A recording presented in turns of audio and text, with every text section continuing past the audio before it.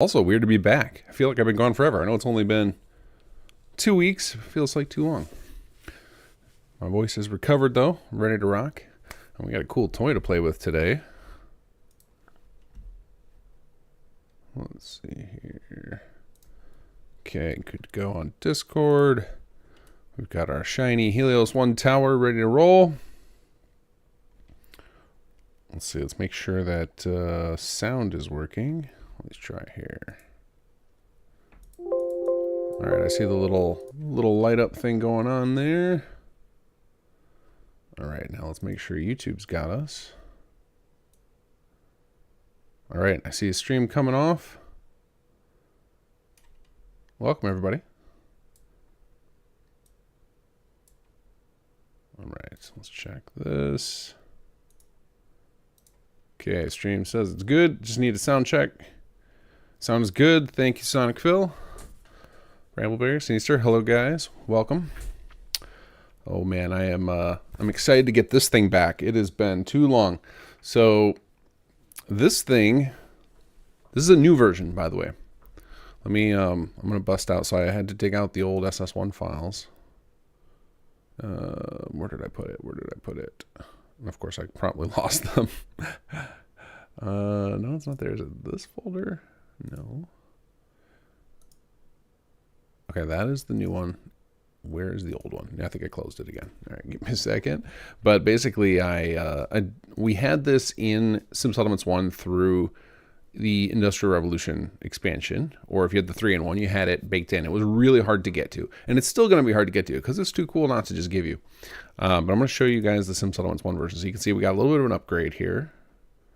Let's see, SimSettlements. It's under package directory, SimSettlements, main. All right, let's see if we would, I don't know. I think we called it the solar tower. Yeah, solar tower was what it used to be called. Let's extract this to here. And we should be able to just pop this open. It might not have a texture when I do this, but still you get a rough idea. So here's the old one. This was in SS1.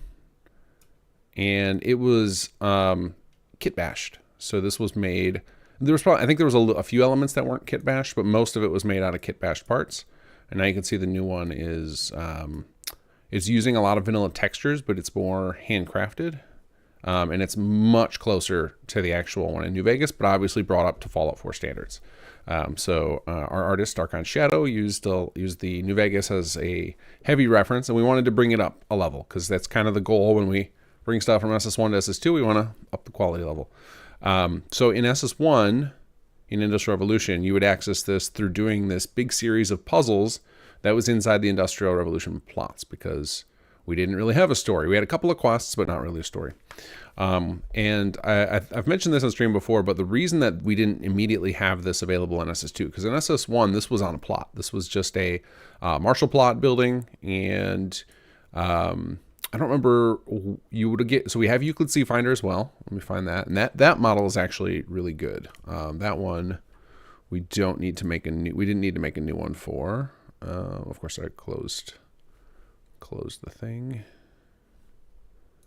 All right, let's open that. I'll show you guys that. So we have a really nice, actually, you know what? I think I already extracted this. So that, I think I left in here, Industrial Revolution, weapons, C Finder, Euclid C Finder. So you C Finder, this was actually made by Shoe Burglar, and it doesn't look great in Nifscope, but in game it looks great. You don't have this weird colored bubble. And I don't know if he just never released it, or if he released it and didn't have the tower to go with it. But anyway, he let us use this, and so we've always had this nice Euclid C Finder model. And you would earn the tower, and then you would earn Euclid C Finder, both in like a thing in there. So one of the reasons we didn't port it is because we knew that this is a solution to the gunner problem, right? So if you get that from a plot, it doesn't make a lot of sense story-wise for you to have to go through all these hoops to try and stop them.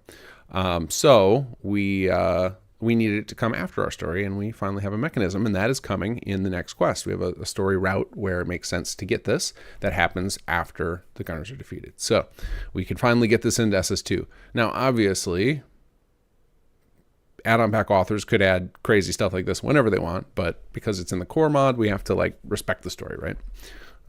So that's what we're gonna do today. We're gonna get this thing, we're gonna try and get this working in game as best as I can. We're gonna like look at some of the old code, port over some of the meshes for the CFinder, and try and get the functionality basically working. Just a prototype. I'll polish it up off screen, but we're just gonna try and get a prototype working, and see where we're at after that. All right, let's just see if I can keep track of chat tonight. This was made by Archon Shadow. He's our principal 3D modeler at Kinggath Creations. Does a lot of did many of the new models we added in Bard's College. Death from Above nukes. We have those as well. Those will be coming as well in the next patch. Okay, so let's see here.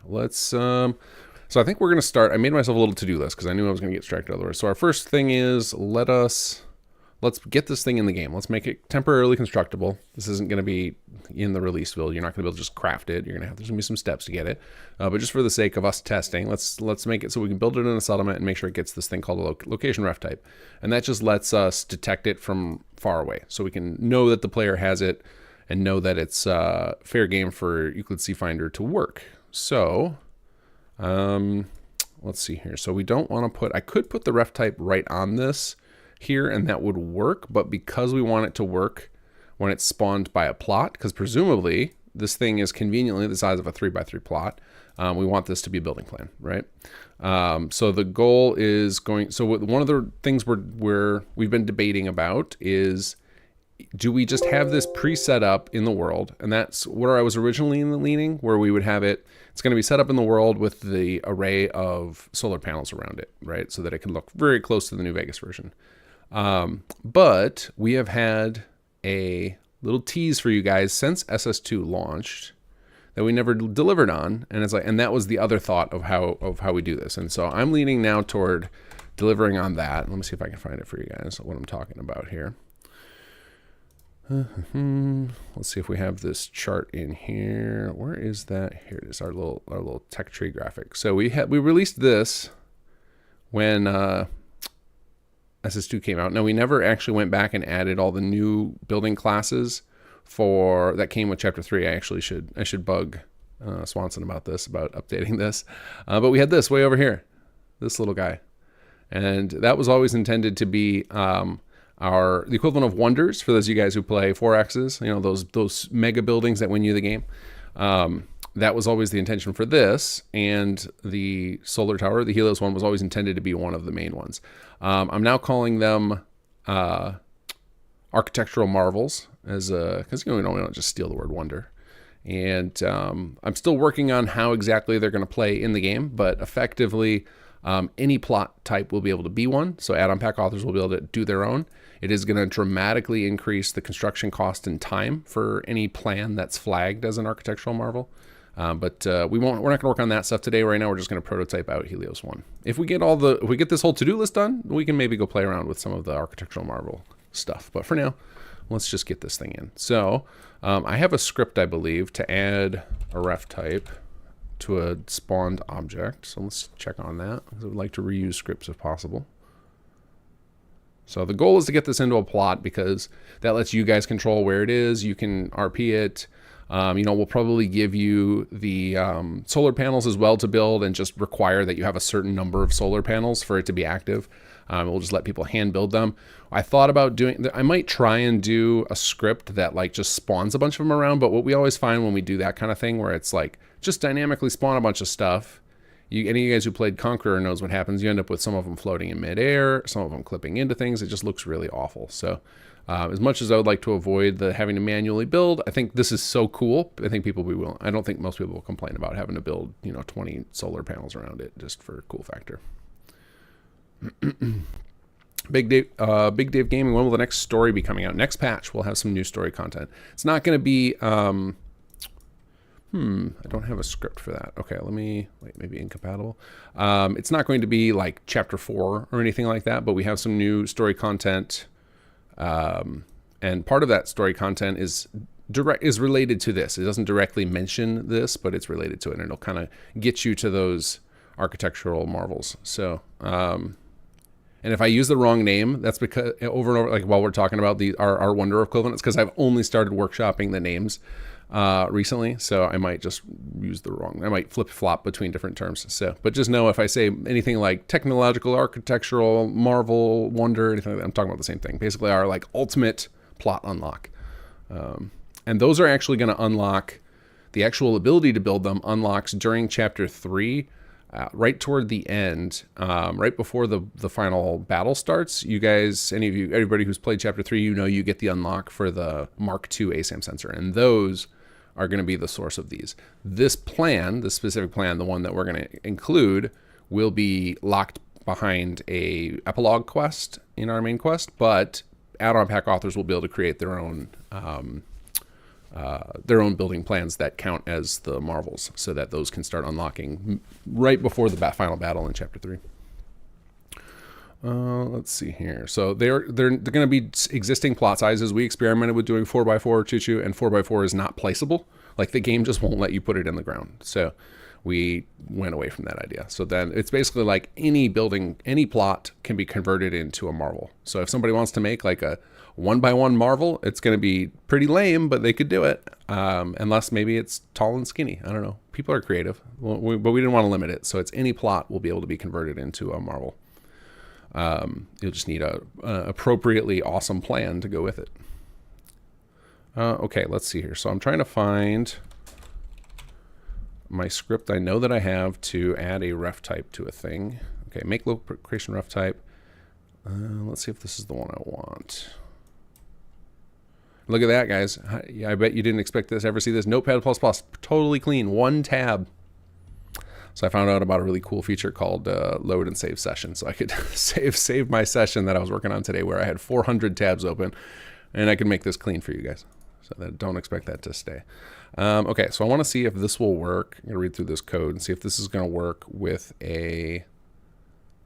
let's see if this will work with a... plot ref get link plot. Yes, this will work with a plot item or without. Perfect. So this is what I want, because this will let me put this script on this temporarily for us to test, and then we can also use it still on the plot later. So that's basically going to make this into a location ref type. So we're going to create a special Helios One location ref type, and this will let us. So what this will do is if a player wanted, so originally my plan was for the marvels to make it so that they were a one-off. You can only have one in the game. But, if you people want to go crazy with building a whole bunch of Helioses and all your bases, why should I stop you? Go nuts.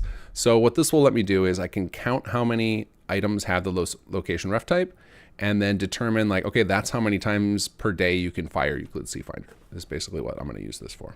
So we're going to go ahead and create ourselves a new location ref type. Now, Xbox players, I apologize, you don't get this because you have no space, which is very unfortunate. I would love to give this to you. I'd love to give you all sorts of things. If Bethesda one day miraculously ever expands your space, one of the first things I'll be doing is porting SS2 Extended over to Xbox, because there's so much content on there, and it's going to just keep getting, there's going to be more and more and more. Okay, so we're going to just do a location ref type. We're just going to call it Helios One, and I'm actually going to put this in chapter 3 because this code is not actually going to live in SS2 core, because that has become... There are certain things where I've given up on this vision of every piece of code living in SS2 core, because that becomes more and more problematic. So now I'm getting to the point where it's just like, you know what, eventually we're going to get to a spot where we have, where either Xbox players have space or they don't, and if they do, great, they can get all the features. If not, then they've got what they've got, because it is a big headache to maintain 2 copies of everything. So now some code is going to live in chapter 3, or at least rather these types of things. The code actually all technically will ship with SS2, but a lot of the support stuff, what I'm finding is that there's a lot of the features and functionality that we're adding that just doesn't work without the models and sounds and stuff. So it's like, okay, even if I did push all those records, like this type of record into SS2 proper, it doesn't matter, because without the models, we can't do much anyway. Anyway, that is a end rant against the Xbox space problem. Add more stuff to extended build kit. I didn't know you ever stopped, choo-choo. All right, let's see here. Okay, so we've got our ref type. Start enabled, requires power. Yeah, this will want to require power. No, we don't need to toggle it off. Plot link keyword.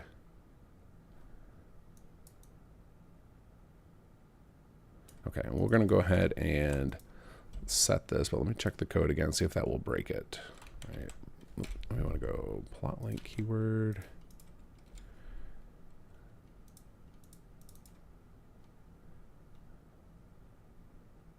Okay, so I'm not going to set the plot keyword yet. I got to remember to do that. I'm going to put that on my notes. So if I set the plot keyword, it will not work until after the plot is detected. So we're going to put this on my notes. To do set plot link keyword property on the script. Plot. And one of the reasons we do that is so then, you know, if somebody wanted to, if someone just spawned it in, it's not going to bypass the mechanics. Let's see here, but also because we can detect stuff on the plot and everything.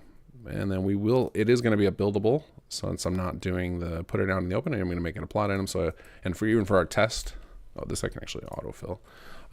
For our test, we are going to make it a buildable, which will link it to the workshop on this keyword. If you are curious about what keywords are and how they work, I actually have a video on my channel that I believe it's one of the fundamental series where I just kind of explain a concept in the creation engine. So if you're curious about what linked ref stuff is, that is explained all there. Okay, so that should set this up. So now we need to make this thing buildable. So let's go and create a constructible object record.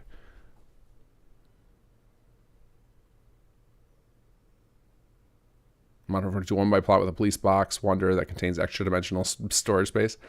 I mean, that would be cool. That's a good way to do it. Yeah, put a TARDIS on the one by one and make it so you can activate it and go inside and there's a full thing in there. That'd be pretty neat. Let's see here. So we need to go to constructible object. And this is just going to be kind of a dummy item. We're not actually going to keep this. It'll get deleted before I release this. Let's see here. This screen takes forever to load up. There are a handful of screens in the creation kit. When you go to create them, they're very, very slow. And this is one of those. I actually think I have a test I created. Yeah, here we go, that we can use specifically to speed this up that already has a lot of this data set. So all we have to do is select the item.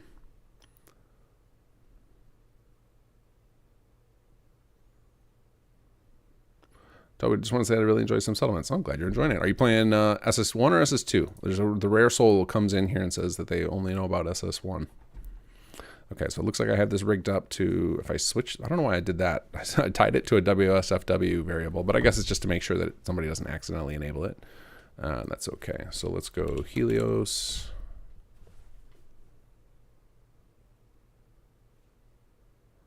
And nope, that's not the right one. What did I call this thing? Did I give it the wrong name?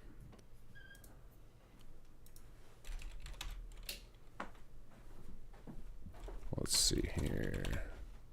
Yeah, oh, in extended Helios. It still should have come up under Helios. What's going on here? Oh, I know why. Because you can't. All right, hold on. I got to hit OK here. It is. All right, first of all, I've got to. Oh, I can't edit that anyway because it's in the SS2 proper. So we'll just create one in chapter 3. And then we also, you cannot build anything that doesn't have a name. That is where I'm having the problem here. Helios One. And I guess it's not technically Helios One because Helios One was the name of the first tower technically. So technically it's a Helios tower, I guess, if we want to be technical. And maybe that's supposed to be in all caps because a Helios I think stands for something. Somebody want to lore check me on all this? It doesn't actually matter, but just to make conversation.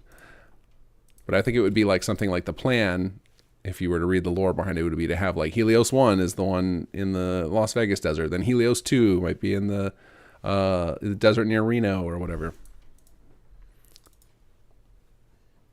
More extended stuff soon, TM.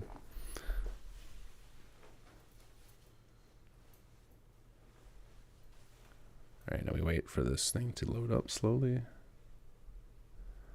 That's good, Toby. You want to start with 2. Number 1 works, and for some people it's the better option, like especially Xbox players who need space, or folks who are just have no interest in story stuff. But even then, even if you're not interested in story stuff, I think the mechanics in SS2, even if you were just going to use the plots and city plans, I think they already far exceed what we have in SS1 now. Okay, so I have this under the SS2 furniture menu. I have to set this global in order to, you know what, we're going to just go ahead and delete this for now.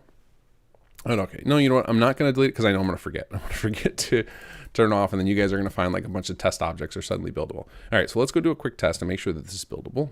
Not that it needs to be, but it will speed up testing dramatically if it is. So we're going to go here. We're going to sort by date modified.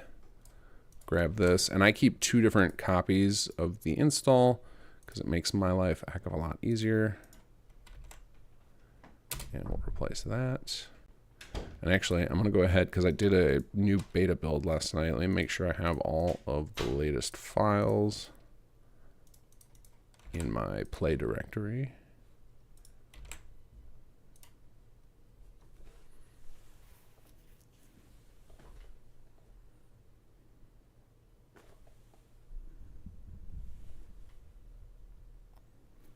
But yes, I'm hopeful that having a new final form building plan class will be something that gets some add-on authors excited to try and do some over-the-top stuff, or maybe move some of their already over-the-top stuff to it so it feels earned.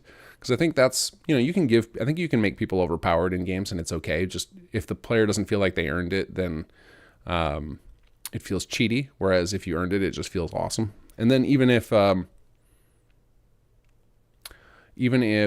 if it feels a little bit cheaty, they grind it out to get it. It feels less bad about it. And then from a RP perspective, it also feels like, all right, you're growing toward the technology that can do that, as opposed to just being like, you know, I just decided to just get this thing. It's kind of like the difference between when you play the Creation Club stuff that just drops the weapons in your inventory versus when you actually have to go do a quest to earn it. It just feels a lot better to do the quest. Even if the quest isn't particularly engaging, at least you had to do a thing to earn it.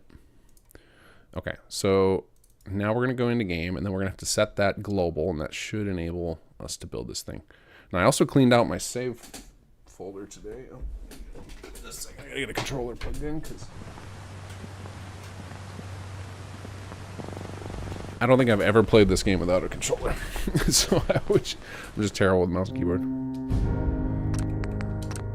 Okay, so let's go in here. So theoretically this should be fine, even using it on a brand new save file, or this one that I have that's just cleaned out. Oh no, I gotta keep talking over top of the music, otherwise I'm gonna have to fight another South American scammer. And that is, how do we fix this? Where's my mute button? Where's my mute button where I wait for this damn game to load so slowly? There we go. Too late.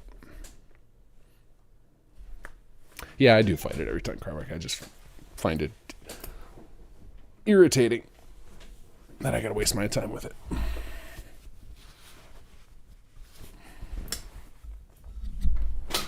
There we go. Ditch my sweatshirt. It's actually pretty toasty in here today. All right, so now we got to set that. So we're gonna go help WSW 3. Okay, set WSW demo mode to 1. And now, oh, I have Workshop Plus enabled apparently. All right, so if we go under SS2 furniture, we should find a giant freaking tower. And now this would be impossible to place without place everywhere. Okay, good. The collision is there. All right. So this thing is just monstrously large. Just how we like it. Actually, you know what? I'm curious if did he build underneath, or am I going to have to bug him to fix the geometry? I mean, I guess it doesn't really matter. We don't need the geometry to be perfect.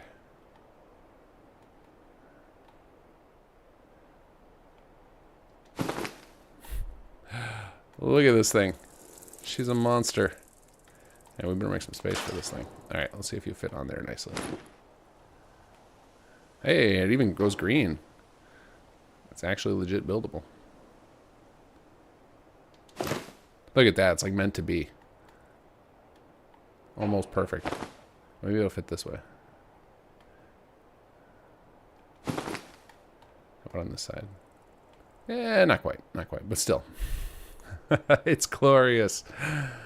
Now, I think we faked some of the collision because this thing would be a mess to do collision-wise, but you can. We did make it so you can at least climb up here. So people who fly around with unlimited jetpacks and stuff can still get up here, but we decided not to do, or there's no elevator in the tower or anything. And like, I don't know that you can shoot through all of these little holes again, because doing the collision for that would be nightmare fuel, but it's basically all here. So now we have this nice, beautiful tower. Okay, and then, so next step, well, let's jump first. Oh yeah, that is satisfyingly tall. I love it. Okay. So let's save tower built. Okay, so step one, we have tested the collision. We know that it works in game, and we know that Choo Choo is now going to add it to the Wasteland Reconstruction Kit. Let's see here. Next step. This is why I wrote down steps, because I knew I was going to forget otherwise. Okay, we temporarily made it constructible. Done. Gave it a script. Done. We're going to leave that note because it's got a to-do. Euclid C-Finder. Okay, let's get to Euclid C-Finder. So I need to find the model and figure out how it's all configured in SS1. So I actually have SS1 open here because I have not looked at this in ages. So we're going to start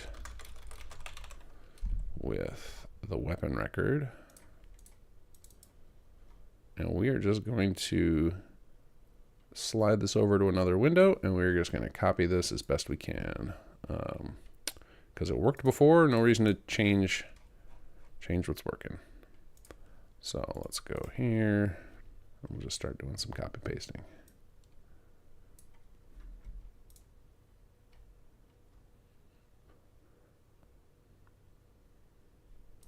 All right, where'd you go, weapon record?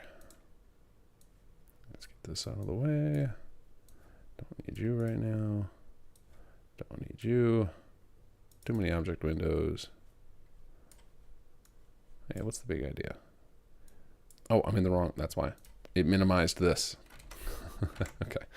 All right, so we need Euclid C-Finder, and then in extended. Okay. Preview transform pistol 0, 0. Weight is 3. Reach 1, speed 1, reload speed 1. Attack delay 1.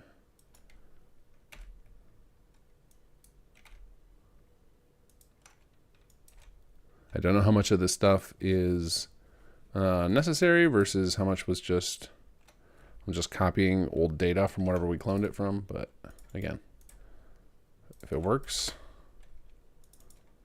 why mess with success? All right, crit.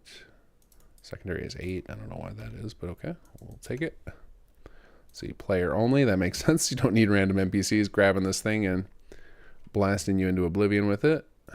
Okay, for some reason the range is at 256. Don't know why, don't care why. Stagger is small, medium, full power 1 second. Minimum power shot 2.5. Again, there's a lot of this data looks like it's probably stuff that I picked up from some other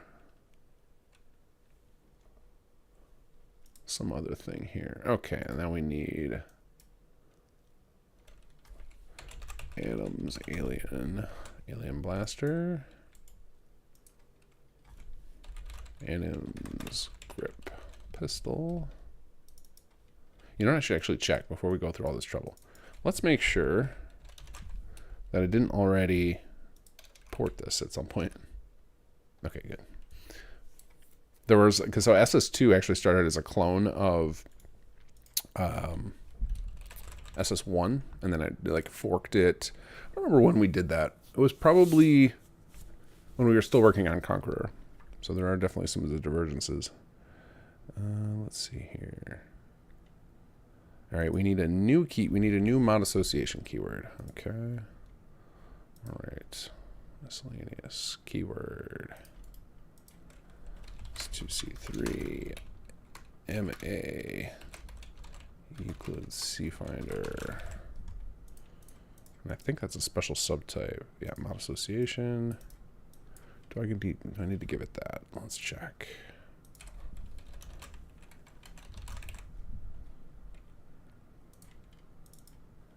Nope, doesn't need a display name. Cool. Okay. Oh, but look, the mod association from the old one is still there, the KG Sim version, but we're not going to use it. That's fine. Let's see. Next, we need object type weapon. Okay. Got to have a whole lot of keywords.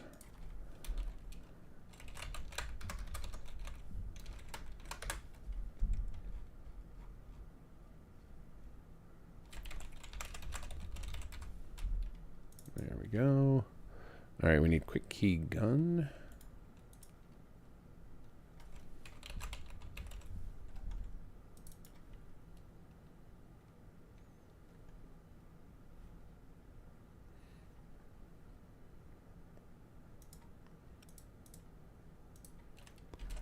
All right, we got to add the alien blaster sounds to it. That's done with keywords too, apparently.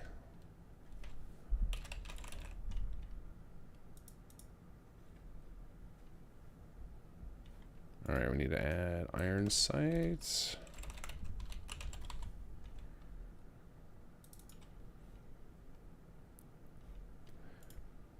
Oh yeah, I think we had it set up as absolute unique before, so we made it unscrappable. I might take that away. I might turn it into a just something you can craft yourself. Not that, 'cause it's not like we have. At the point you get this, your character's pretty godlike, so can maybe make it craftable with high science and weapon skill. Because that would also then make it so that HQ could create it, which would be cool.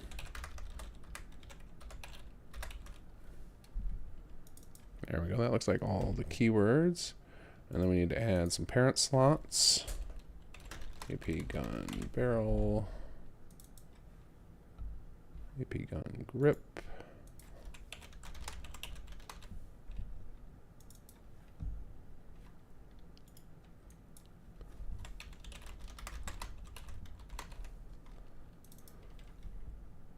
Scope and mag. There we go. All right, that should be that. Then we got to set its art records and such.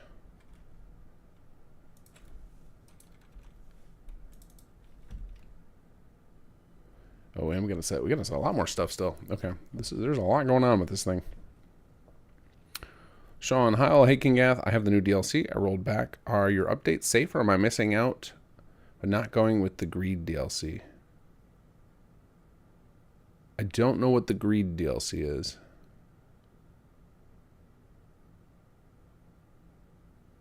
Oh, you hate the new DLC. I rolled back. Are your updates safe? Yeah, I don't know what you're talking about. If you could clarify a little bit. Are you talking about the next gen update?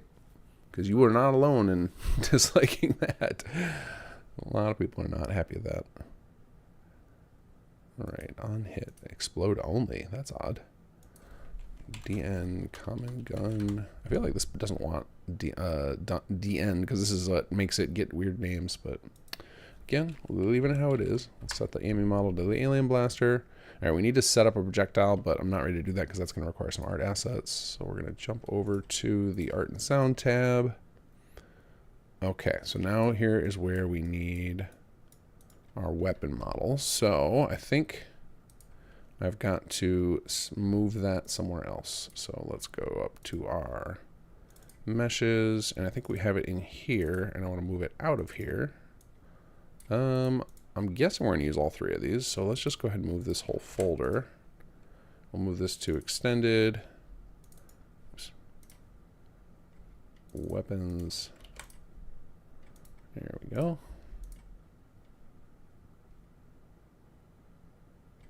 Wait, where'd it go? There it is. All right. All right, we'll point this to our new folder here. Pay no attention to the nuclear missile. There we go. And nice shiny missing textures. We'll take care of that in a minute. It looks like the first person model is the same. Okay. High res first person. Okay. Set this to alien blaster impact set. Weapon melee impact gun small, I'm guessing. Yeah. Excuse me. Alright. Okay, we need to set up some sounds. Let's see. Attack fail. Rifle fire dry. Okay. We need, what is this? 1, 2, 3 down. 1, 2, 3 down. Okay. Weapon equipped down.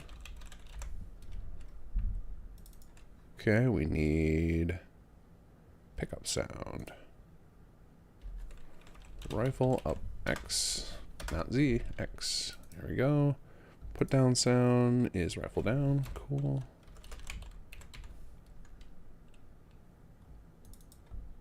Detection sound level normal. Anim type gun. I think that's it for this tab. Oh, we can set this to 0. We don't want... Oh, no, it's calculating out to 7 damage per second. What's going on here? We must have missed something.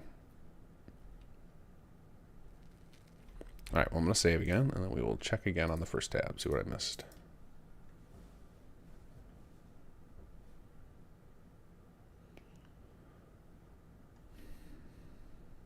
And is there anything on the Rumble tab?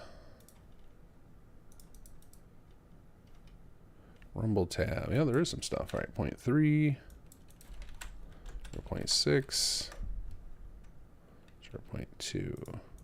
Oh, I wonder if all this stuff, if he originally had cloned the alien blaster, and so I'm basically just reconfiguring all the stuff from the alien blaster. That would make a lot of sense, actually. Okay, let's check and see what I did wrong on this tab. I wonder if it's just because I haven't set up the projectile yet. 2, 8, full power seconds, 1, min power shot, damage 0. Yeah, that's my best guess, is damage goes down to 0 once I set the ammo, because the override projectile. Might be that. Okay, then we will call... Okay, we got to set up our object template. Okay, so we need to set up our default to this, and this is going to add the scope. Let's see here. Oh, got to add the iron sights. Okay. Object mod... Okay, we need to find what these mods are then. Okay, so let's go to Finder, Item, Object Mod. Here we go. We got 2 different mods to set up.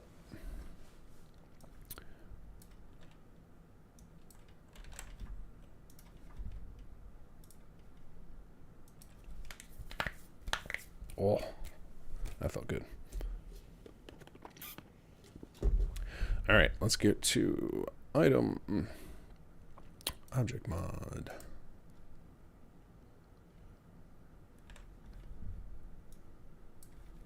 Hope you guys are ready to watch some paint dry, because some of this stuff can be slow and extended. Standard sights. Okay, this doesn't actually have a model. Interesting. All right, but I need a loose mod for it too. Oops.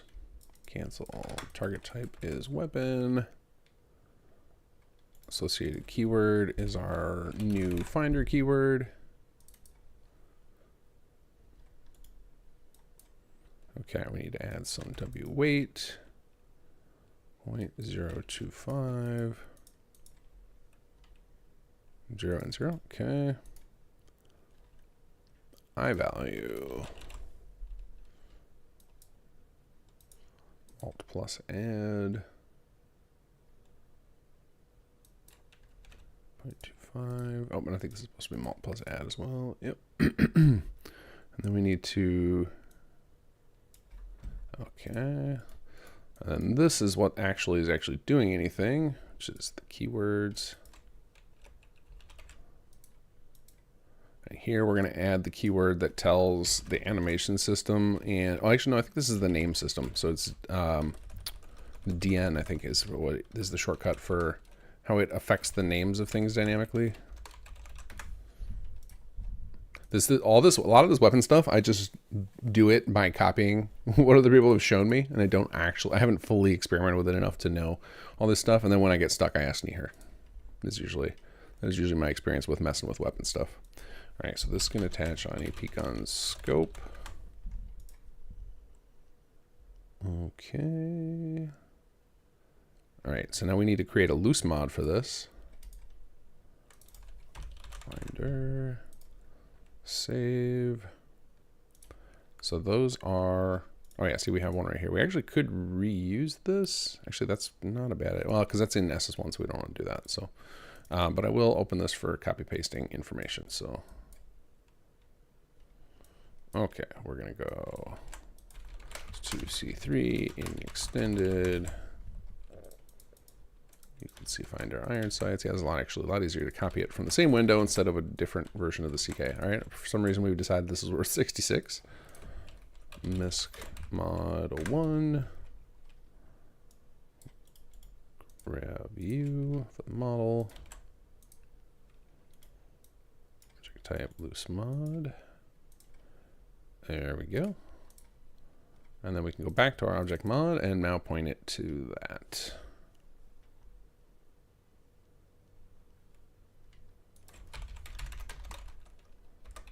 And extended misc mod. Yep, there it is. Oh, I accidentally got it. Gave it a where'd it go?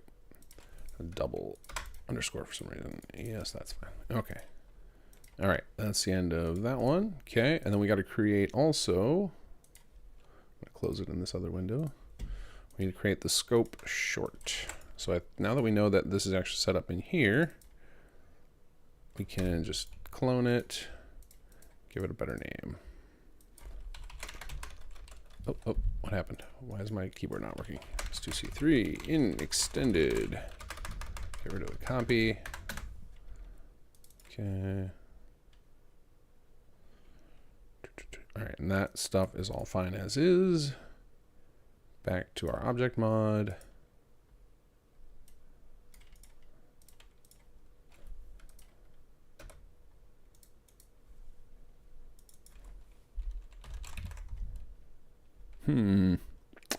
Apparently I don't have just, let's see here.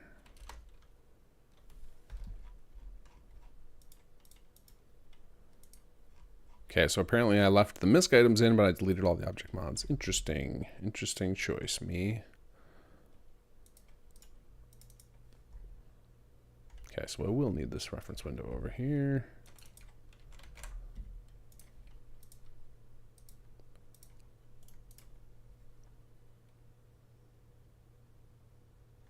Actually, you know what makes sense is duplicate you. And then we just call it short scope. Short scrope. That doesn't sound appropriate.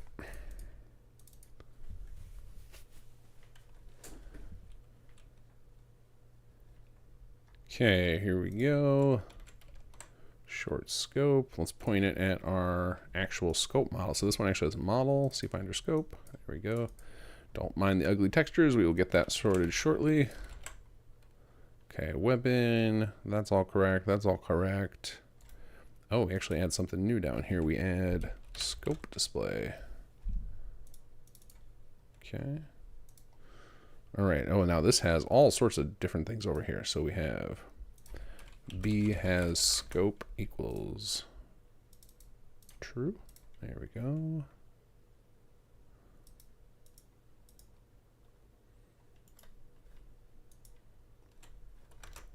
We add P zoom data, set ZM standard scope 4x. Okay.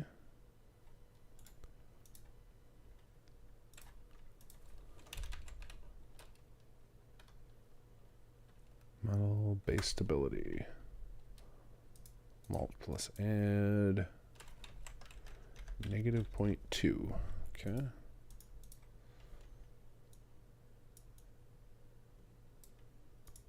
Okay. And this stuff is no idea what I'm setting up here. We're just following directions. All right, we need cone, iron sights, multiplier, multi plus add, negative 0.2, I think. Yep.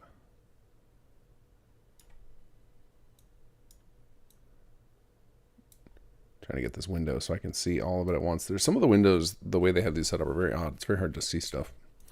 Like this. Like when I'm trying to see all this data here in the middle, and I have to like find just the perfect way to crunch it so I can read the words, see the two settings for it. I think I got it now. Okay, now we need. Okay, next one is action point cost. Okay. If attack. And like, this is actually all not strictly necessary. If I didn't put all this stuff in, it would work fine. But nobody complained about how it operated as a gun before. So I'm going to just assume we did a good job the first time. Or no one cared because it was just a cool bonus thing. Could be that too. All right, 0.1. Okay. Let's see, F weight is. This adds much more weight. This adds more value. Okay.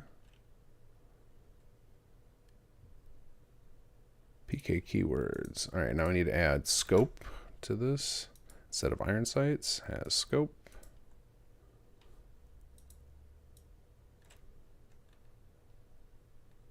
Well, apparently there are two has scope keywords. That's odd because there's also this has keyword.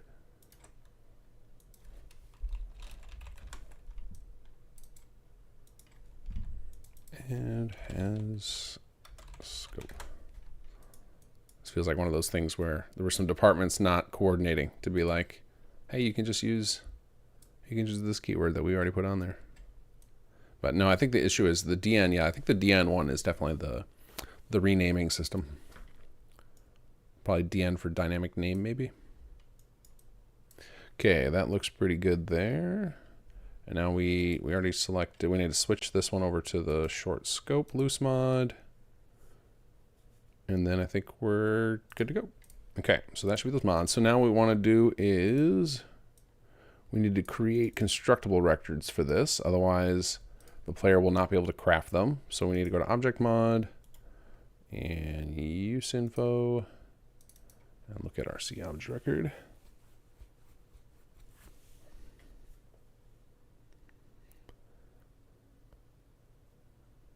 Moderated a new soundscape. My son was killed by a death beam from the sky, and then you just start whistling and walking away. Do do do. Don't mind me. I had nothing to do with that. Don't know what you're talking about. Death lasers. Let's see. There it is. Okay. All right. Constructible object. Go back over here. You know what? There's a right click option I've never used before. We're gonna try it. Create recipe. Let's see what this does. Maybe it selects it automatically in the form, or does it do the full recipe? Does it just exist now? It does. It just exists. That's kind of nice. Doesn't save me a ton of work though, because I still got to come in here and tinker with it. But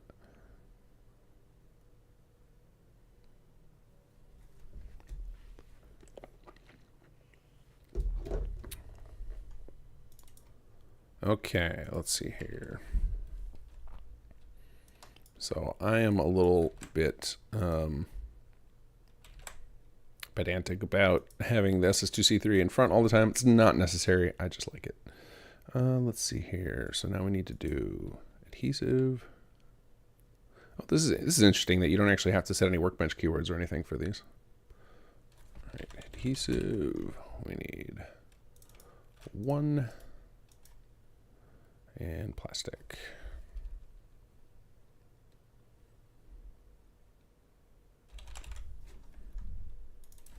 2. Okay. And no, to create new form, we're going to rename it. There we go. All right, now we're going to go back to here and do the same for the scope. Create recipe. Oh, and there was a create loose mod too that I've never used before. All sorts of fun stuff in here I'm learning.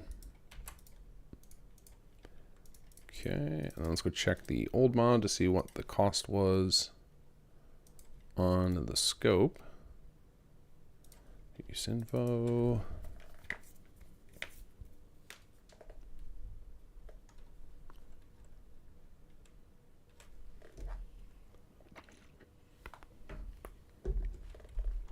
All right, where'd you go? Where'd you go? There it is. Okay, this one's a little bit more expensive, but same setup. That's interesting. Oh, but this one has a perk of science 2 in order to add the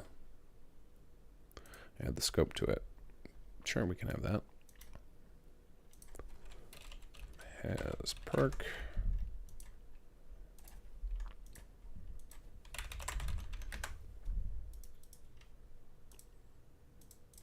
Okay, we need some adhesive.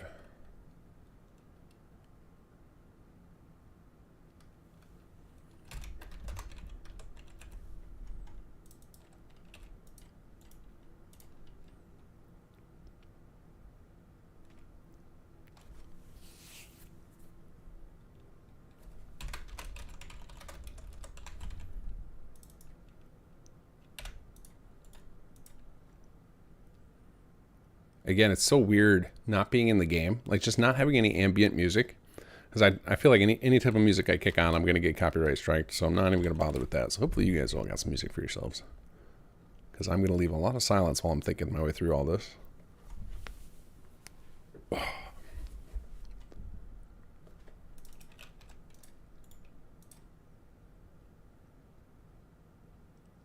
Just sing for you guys.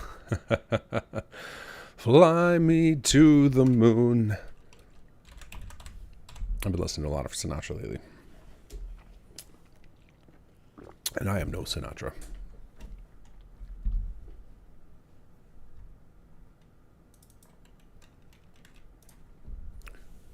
All right. Let's see here. Okay, there we go. We got our constructible records. And now we should be good to set up our... Should be able to set up our template. Project template.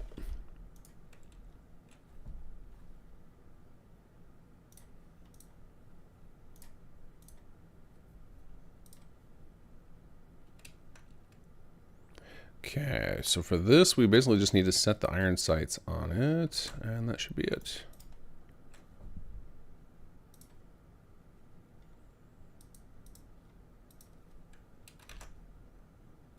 Oh, what's that face, Brian? You don't like Sinatra, and if you like Fallout, you don't like the 50s music. I don't know, what are you doing?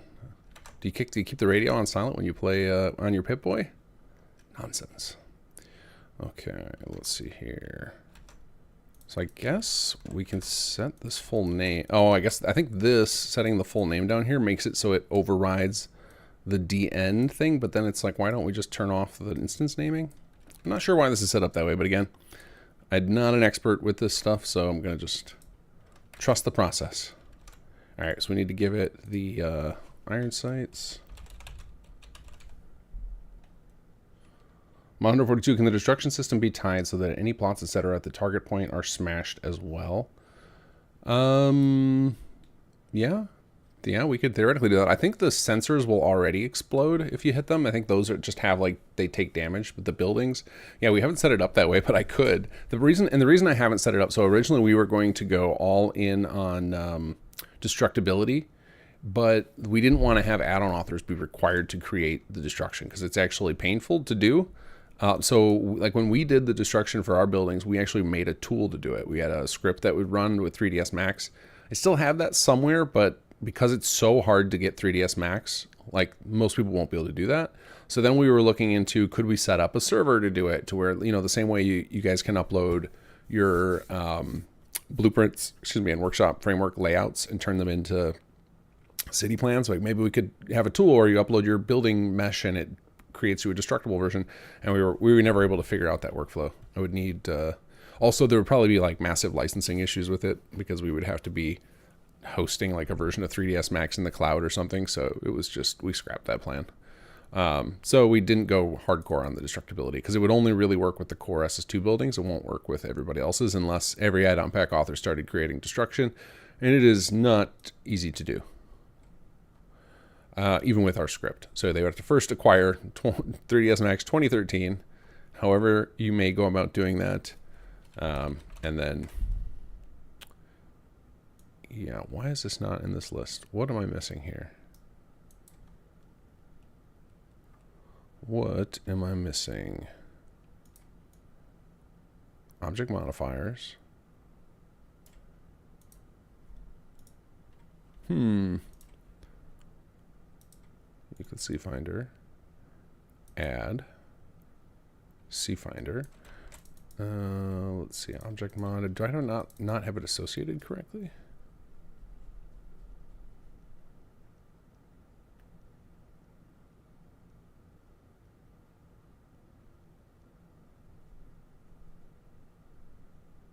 That's true. Travis is no 3-dog. I'll give you that.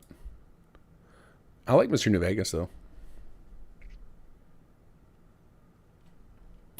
Okay, do I have this set up correctly? MA Euclid C Finder. Because it looks like I don't from the fact that it's not showing up in the template. All right, let's hit OK here. Mod association, Euclid C Finder.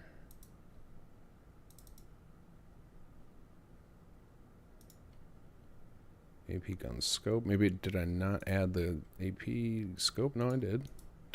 Maybe I just need to save. Sometimes that's the solution. All right, C Finder. Red Eye is best DJ. Isn't that isn't Red Eye? What's his name? The party guy, Andrew WK. Isn't that who voiced him?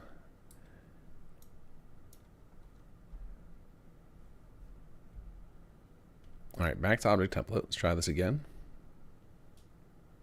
Just have radio freedom running.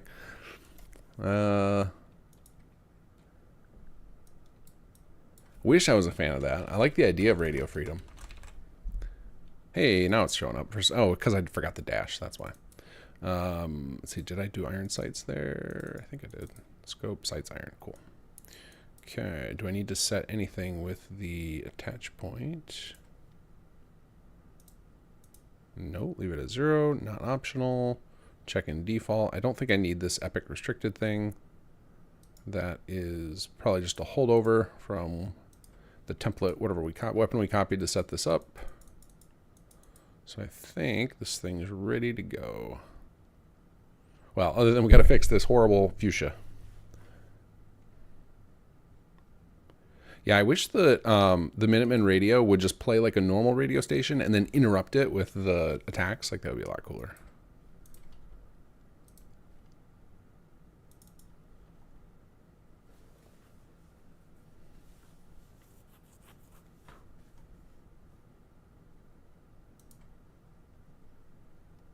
We actually have... we're going to try and do something like that with HQ radio. So we're going to have an early detection system that you'll be able to upgrade from HQ. And I'm going to try and get into this next patch, but we're still waiting on some of the voice files. And basically you'll be able to turn on this system at the HQ level. And then whenever like an attack is happening, the HQ radio will just radio in. And like we could just interrupt the radio by reducing the volume on it and just have him radio and be like, "Hey, HQ here, we've got an attack coming in on such and such a location." So that you'll have the best of both worlds. That's what I'm going to try to do. I don't know if I'll be able to pull it off correctly. It might get wonky, but it'll be totally optional because I know that's for some people that would be a nightmare to have their exploring interrupted by, you know, and a lot of people like to turn off the automatic HQ radio because they don't want somebody interrupting them when they're doing their thing. But that is one of the things I like about the HQ system is we have the ability to just add in things you can turn on and off. Okay, so now I think we're ready to fix the... Oh, we still got to set up ammo, but let's go fix the textures because I'm tired of looking at that purple. So let's go to Data, Textures, SS2 INDRV, and they're not there. Where did I put them? Okay, we're going to do this another way. We're going to go to materials first. And weapons, C Finder. Okay, let's move these materials into extended weapons. And let's figure out where these used to be pointing. Okay, so these were, yeah, so they are in SS20 weapons. Okay, so that means those are just not extracted for whatever reason, probably for space, which makes sense. So let's extract them out of the Industrial Revolution folder. And sure, we'll just drop them in there for now, and then we will move them. Okay, grab these.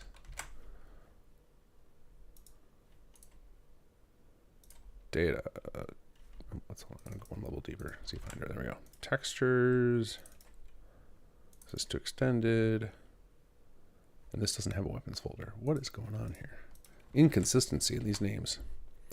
All right, weapons. Okay, so now we have our textures here. So now we can point these to them. So let's go into desktop.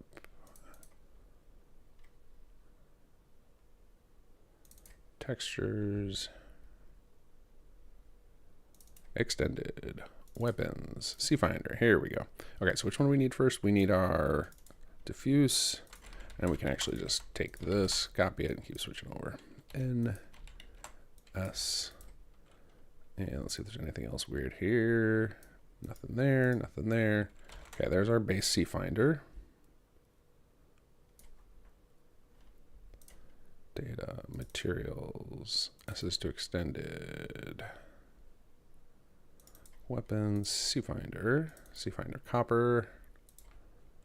Okay. So this is just C-Finder D. Is that what I already have? Yeah, okay, it's the same one. I don't know why it's on a separate material. Maybe originally he was intending for it to be swapped out or something. And display, what do you got for your material? Okay, that one's a little bit different. But we can just do this. There we go. And then N and S. Okay, and then the glow. This is, oh, interesting. This uses the S as the diffuse. That seems like maybe that's not intended. Maybe I'm missing a texture. But that's what he's got, so we will leave it for now. That's definitely probably why it's showing up all weird in NifScope. And then the glass is a BGM file, so it does use that. Very confused, but I'm not. I'm no expert, so we're gonna just stick with what worked before. There we go. N and S. Okay, we've got our materials pointed over. So now we can do one of two things. Either we can go into the mesh and tell it to use these new materials, or we can set up a material swap. I'm gonna go just edit the mesh since we have them anyway. So we'll go into our meshes, SS2 extended, weapons, C-Finder, and let's go ahead and update both of these guys. Okay. So it's detecting it because I copied it over. It's probably found it in the drive, but we're going to go ahead and update this and make sure it's pointing at the correct one. So this is going to become SS2 extended. In theory, if I reload, it should still look nice. There we go. Oh, we still got some purple. So what is that pointing at?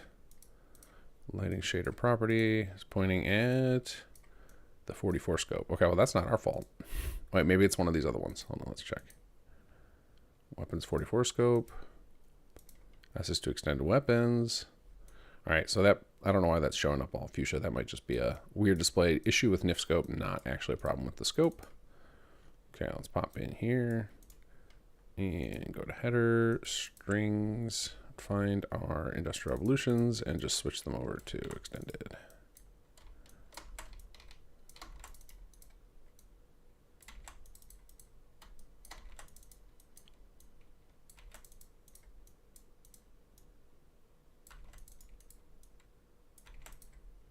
All right.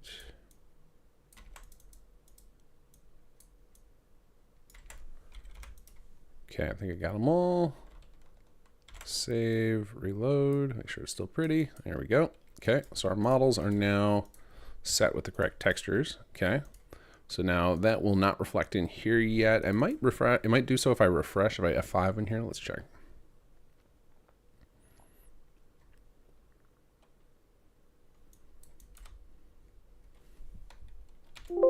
Nope, still bad. All right, well, next time I load the CK, it should be fixed, and it should be fine in the game.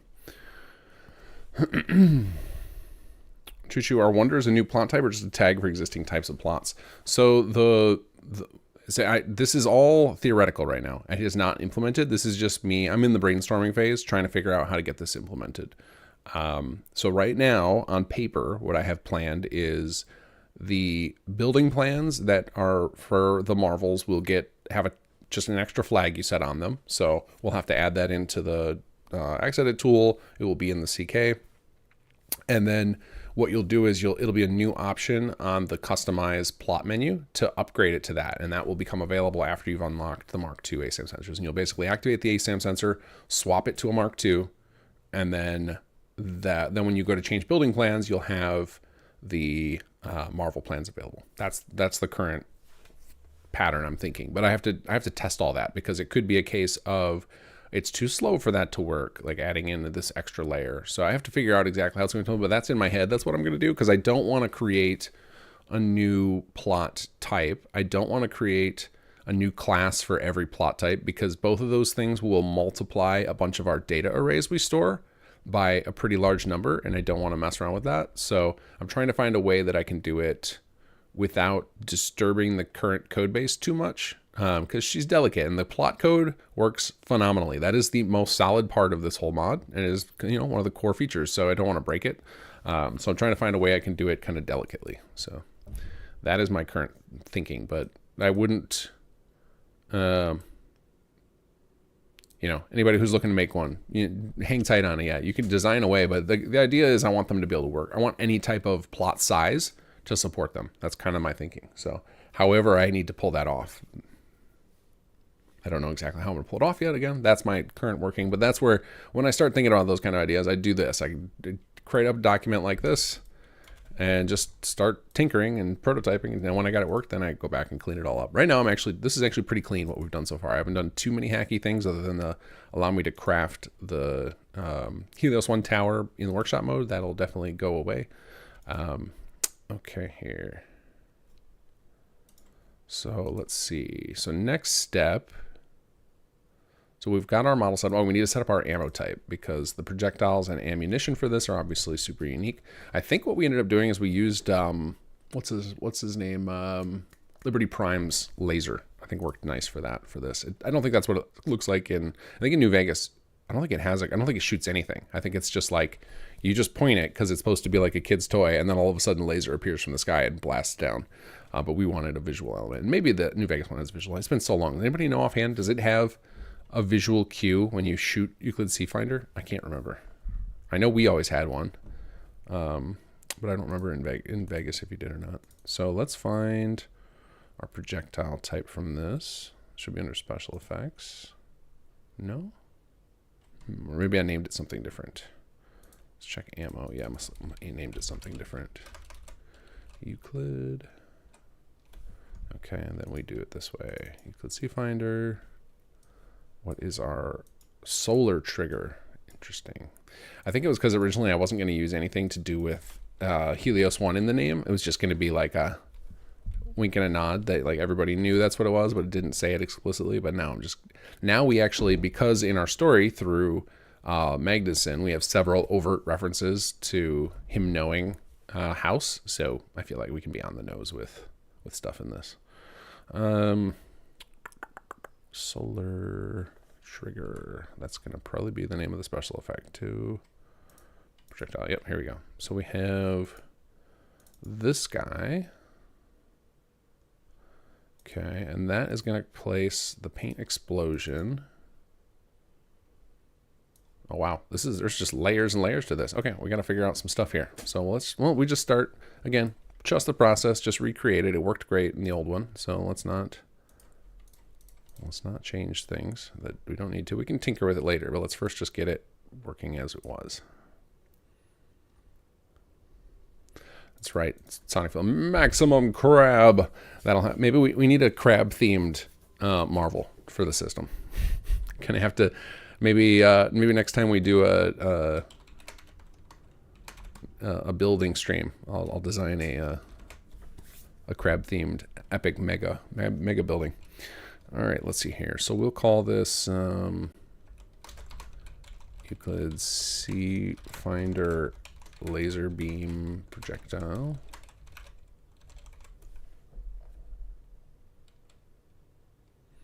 Felipe, I noticed this too was based on the strategy games. Have you played Stellaris? I played Stellaris twice. And both times I started at 8 p.m. and finished at 5 a.m. and then uninstalled because I realized it was gonna just devour my life. I get so like I am so terrified of Civ 7 because it looks really cool. I like some. I know people are ripping on it that they're just stealing one of those other new 4Xs, but I don't care. That looks. I didn't play that other 4X, so it looks fresh and exciting to me, and I really want to play it. But I also know that I'm gonna let myself play it once or twice and then get rid of it because otherwise, you guys will never see me again. I get really into those games.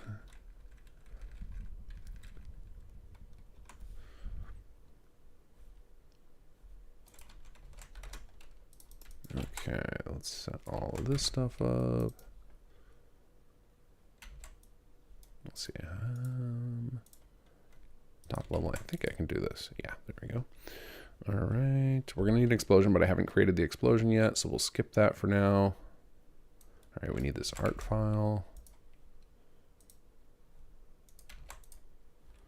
All right. Laser beam A. Okay, let's see here. Speed is 10,000. Range is 10,000. Oh, we gave this thing an epic range. Awesome. Impact force is 0. Tracer frequency is 1. Fade duration 0.75. Lifetime 0.75. Relaunch interval 0.1. Penetrates geometry. Pass through small transparent. That makes sense. You'd want it to not just get stuck on like a chain link fence. All right, we're going to have to create an explosion, but let's go ahead and save that. All right, so that's the end of that one. So now we'll go to, we're going to need probably this thing. Let's slide this over. But we also needed that explosion. What was the explosion called? It was solar trigger target paint explosion. All right, let's go solar trigger, special effects, explosion. Here we go. Okay, we have two different ones, target paint explosion and then explosion 01. So we're gonna have to create both of these. Giant hollow crab shell restaurant. So what would its ability be? Like, I feel like any good Marvel is gonna have to have like some epic ability. Like obviously Helios One, easy. It's got a cool, you know, the connection to the Euclid C Finder. But like, what does giant hollow crab restaurant do? You know, I think for some of them it could be easy. Like you do a Marvel for the rec plot and you like make it lock the settlement to perfect happiness, right? As long as they got that thing. Maybe that's what the crab restaurant does. Maybe people with crab restaurant are always happy, no matter what else you do. You could smog them out, you can ignore their needs, and they're just happy because they have the Krabby Patties. Okay, let's see here. We need to go to. All right, let's grab this explosional one. You know, I'm going to see if some of these records already existed here. Let's go to chapter 3. Let's try searching for solar trigger and see what's in here. Did I leave some stuff behind?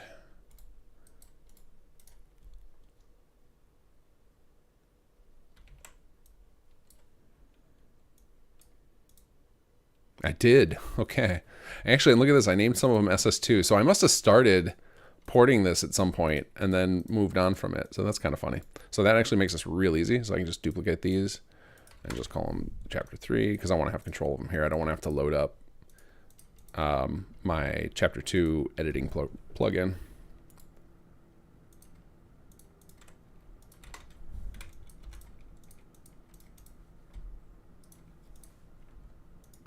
Okay, so I probably, because I think these are all using vanilla assets, so I don't think this is actually going to save me a lot of time.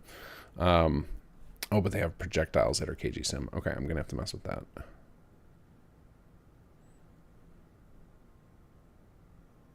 All right, wait for the screen to load. Any of these screens with a lot of drop downs take forever to load, especially with SS2 because we have so many records and it has to display all those records. Okay, cool. Look, and I already switched it over to these SS2 projectiles too. Man, I'm like on top of this stuff. Okay, so we did the laser beam projectile, but we called it something different there. That's fine. All right, we'll duplicate you. Oh yeah, and I want to rename these to be Euclid Finder too.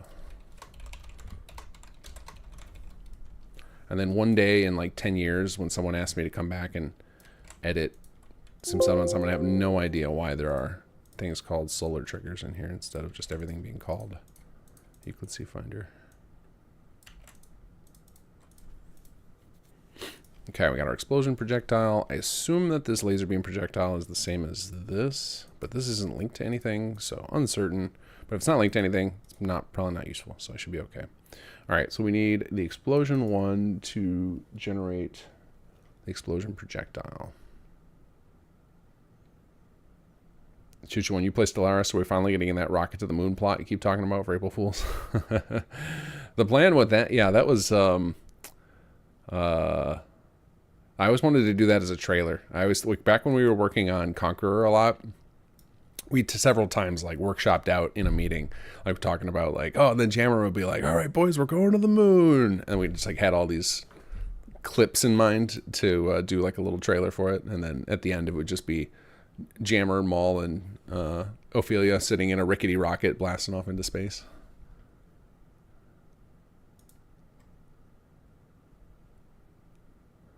Okay, let's see here. We need the one called, what is this one called? Explosion projectile. Okay, explosion projectile it is. The rest of the stuff is vanilla, so we can leave it. Now let's see what target paint explosion. Okay, we already have that set up ourselves. Where is that one linked to? That is part of laser beam focus red 01, and we changed that to laser beam projectile. Okay, so we need that now to create the explosion called SS2C3 Euclid Finder. Okay. Target paint explosion, right? Target paint explosion gets graded, yes. Okay, and that is trigger on impact. Explosion trigger on impact, cool. Okay, so that should be good there. So now I've got use of one, use of one. This one's not being used. What is this one for?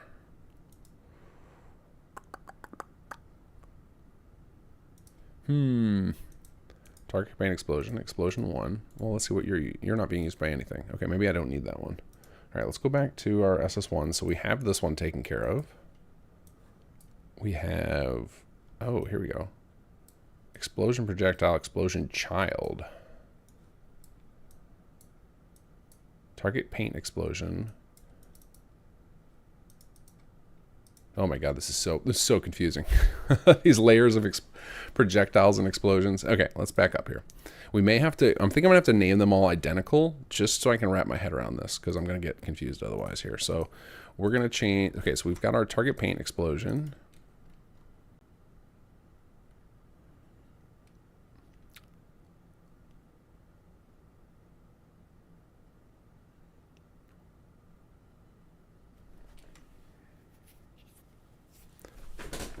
Yeah, I unfortunately can't talk about the Doom thing yet. We'll see. Once, maybe I'll never be able to. I don't know. It might be just one of those things that just got my name on it, and you guys never get to hear anything more about it. I don't know. Okay, so this needs to have the painted target explosion. Did we create that? Target paint explosion. But then we call this one painted target. What is painted target? That might be something altogether different. That might be actually a, that is a light. Okay, did not expect that. All right, duplicate you.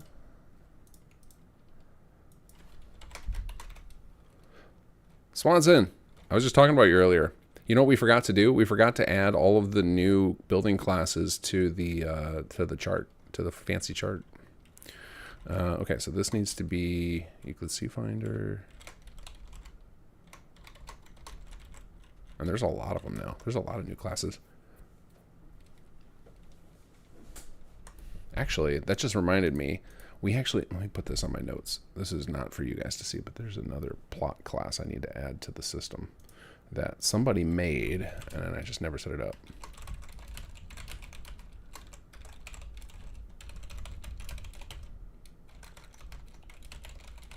More work for the to-do list. You can see I still have my May to-do list going because I'm still so far behind on some stuff.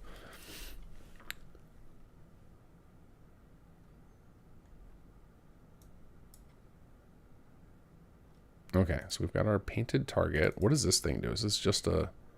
It's just a light because it looks cool. Oh, and it looks like... Look at that. I even set up a script for it already. Solar array attack. What does this do? Solar radar event keyword. Oh, wow. So we actually already have this all set up. I was definitely porting this at some point, and then I got distracted. All right, we're going to remove that for now. The script on that. We'll come back to it. That's good to know. Might be able to use some of these scripts that I've already got set up. Okay, so now this we have to hit OK. We got to close out of this to get this list update with our new one. So let's close you. And we're going to change this to all for our CFinder. Okay, so we are setting up target. I think this is the one we're trying to set up, target paint explosion to create the light.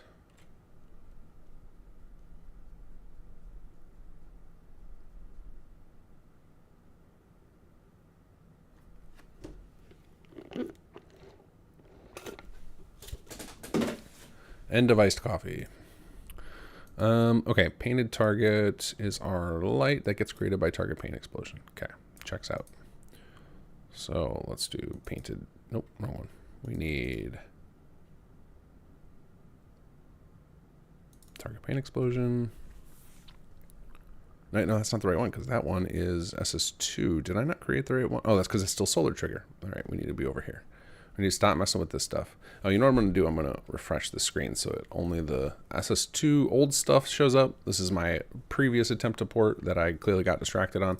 I wonder, my bet is that at some point while porting this over, I realized that it was too powerful for our main quest and stopped working on it. That is likely what happened. But it's been a minute since all that.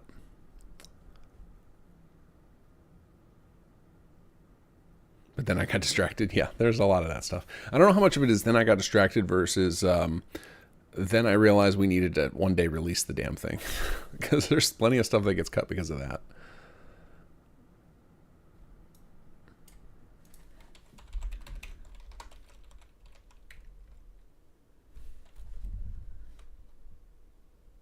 Okay, there's our painted target. Okay. Okay, so we've got the paint explosion taken care of. Why does this say it's not being... Oh, this isn't being used because this is where I need to... You know what I need to do is I need to mark all this stuff as unused. So I remember that it's not useful to be messing with. All right, let's set... Because I want to make sure all these have a used one at least. Because if they're not being used, then there's something wrong. I really want to know what explosion 01 is. I'm going to go check the old plugin. All right, so let's set our override projectile. Euclid CFinder, and let's see if that's correct. Let's go to U. All right, we'll leave those two open. We might need them. All right, and then we want CFinder, weapon. Oh, I already had that open over here. Okay, yeah, so we're doing the laser beam focus red as our projectile. So this one, we want laser beam projectile. That's what we called that. Okay, so now this record should be 100% done. Okay, so now we're just going to set up the rest of this like explosion projectile chain, which is very confusing. But that's how you get the cool visuals. Is you got to have, well, you place a projectile, or you shoot a projectile, it places down an explosion, which triggers another projectile. That's how they do all the fancy flashy effects in the game. Okay, so we've got target paint explosion. I think we have set up.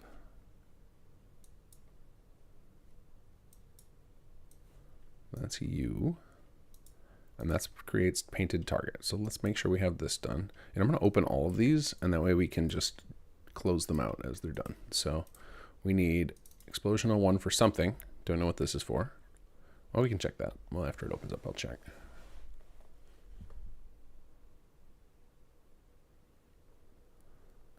Okay, explosion 01. What are you being used by? You are being used by the quest. Interesting. So this might be the actual, so the way the actual laser comes down from the sky is actually done with a quest that places it down. I actually know how to do it differently. Now I've learned different ways, but again, if it ain't broke, don't fix it. Let's keep this for now. Okay, so Explosional 1 we don't need until we get to the quest stuff, so that's good to know. So this is for the quest, and so is Explosion Projectile. Okay. So you, Explosion Projectile, which then creates Explosion Child. So we need to switch this over to Solar. And then we'll go to All. Let's do KGSim Solar. Okay, where is our child that gets created? Here we go. So I'm going to try and lay myself out a set of these forms open where I can see how they kind of link to each other, and then I can recreate it from there. And I'm also going to name them a little bit differently, I think, once I have this figured out in my head so that I know how to do this again later without having to go back through all this stuff. Okay, so Explosion Projectile creates Explosion Child, and Explosion 01 creates the projectile. So this explosion gets placed, shoots off a projectile, which then shoots off a secondary explosion. Okay, I don't know why it has to do it like that, but that's how I have it set up. So, okay, so this is all for the actual detonation of Helios One. So first you have the projectile from, so I think this is the way it works, is first you shoot the Euclid C-Finder, it shoots out a little laser projectile, and that is this one. So it shoots out this laser beam focus. That drops the target paint explosion, this one, on the ground. Target paint explosion then drops the painted target light, drops this on the ground. This thing, the actual light, triggers the event that tells SimSettlements, hey, go check if the player has an active tower that's not on cooldown. If so, then the tower places this explosion, which triggers this projectile, which triggers this. Okay, I got it in my head now. So now, let's see if we've got all that set up over here. So we start off with, we're shooting Euclid C-Finder.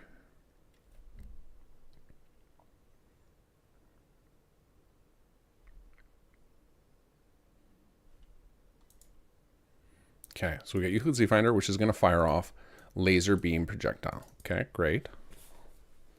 So that is going to mirror what we've got going on over here, our first projectile.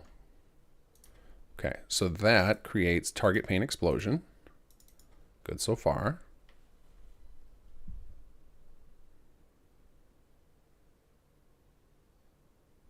And then I'm going to actually put some notes. I'm going to bring my code over here. My little notes. Okay, so port code over. Okay, so we need to do set up script for, what is this called? Light record to trigger event to fire off tower. And we'll call it explosion. And then what is the explosion record? That is going to be this one, which we're actually going to rename. So this is going to be Euclid C-Finder,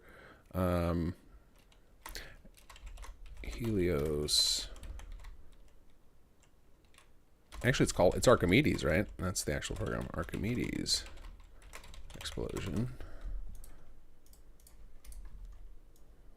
All right. So we've got this set up. This does the target paint explosion. Okay. So that is, we've got all that set up correctly now. So we've got our projectile from the gun, which drops the explosion, which drops the light record, which we just need to add the script to. Okay, so that side is done. So we can close that out. We've got this whole chain done. So now this is the chain we got to figure out. So that is going to place this explosion here, Explosion 01, which we just renamed to Archimedes explosion.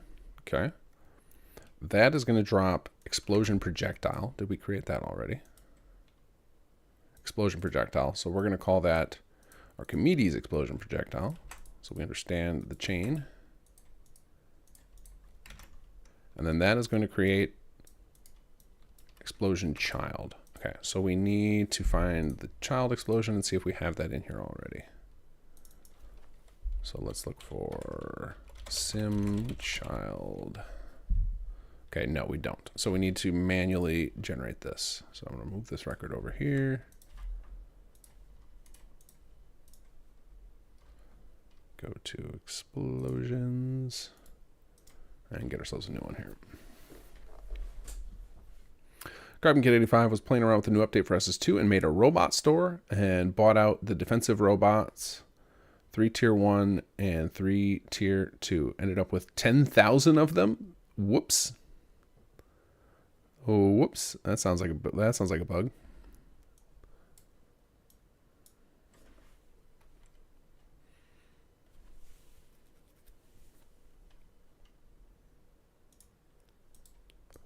Okay, so now we need...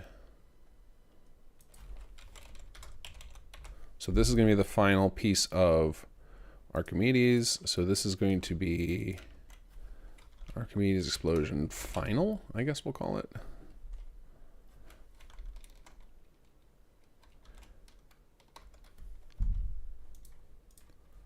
All right, and this is going to have a force of 250. Damage for this. These sound like baby numbers. For this is our final killer explosion. We're gonna make this way bigger. But first, let's get it working how it worked before, and then we can make it cooler.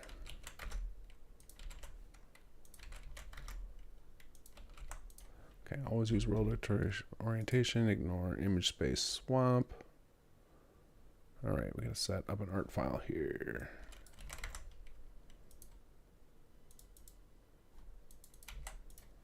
Okay, stagger, medium, light, explosion, light, nuke, enchantment, laser, crit on contact. Yeah, that makes sense. That checks out. Let's see, explosion, car nuke. Okay.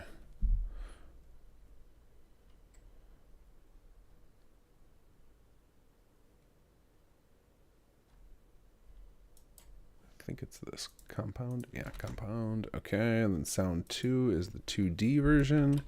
X explosion, car nuke 2D. IS mod. Explosion, car nuke. Merv imod.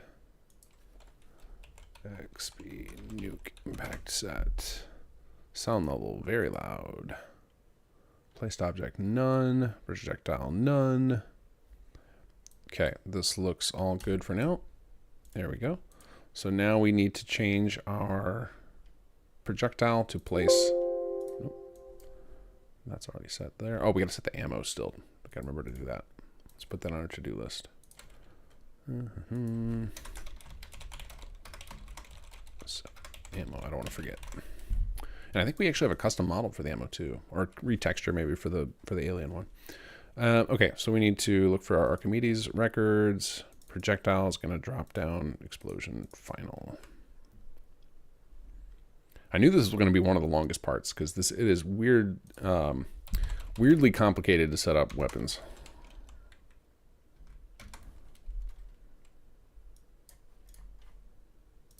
Especially ones with special effects.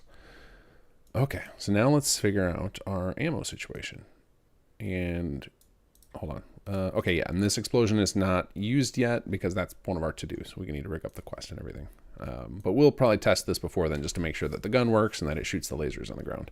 All right, so then that should be all of that. So now we're trying to solve the ammunition that it uses. So let's try searching for Finder again. You could see Finder, ammo, and ammo start. I don't know what the difference is going to be there. It's a leveled list though. Oh, I bet it's this. Ammo start is the ammo you get handed in your inventory. Archimedes round. Okay.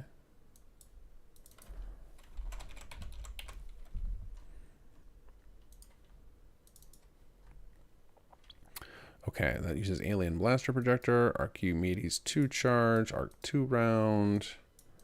Points to the Archimedes charge. Okay, value 1, blah, blah, blah. Okay, I'm just going to set this. Actually, you know what? Let's check if maybe we already did all this. Archimedes round, there it is. So we can just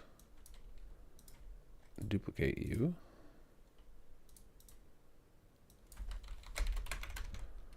Let's see, and I'm just going to go back to Finder. This one I'm going to actually mark as inextended because it's using a custom model that's not in the base.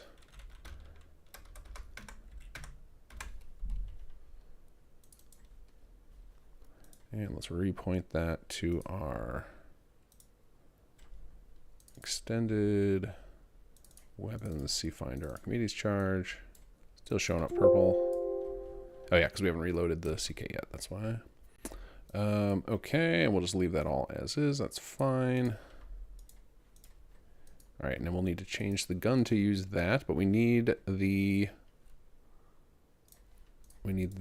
Now where does this get used?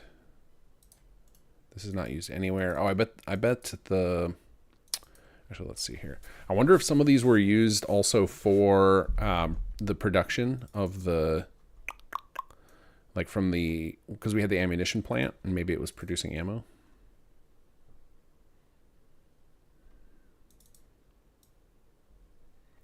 But hard to tell because it's not being, well, what is it being used by? It's used by something. It's used by this leveled list, which is used by the weapon. Okay.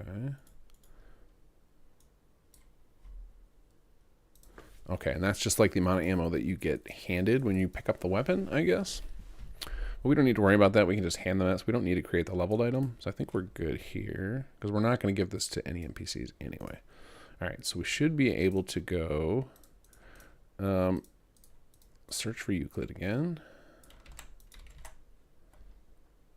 And did we put a, we were inconsistent with the spelling? Oh yeah, we forgot an S.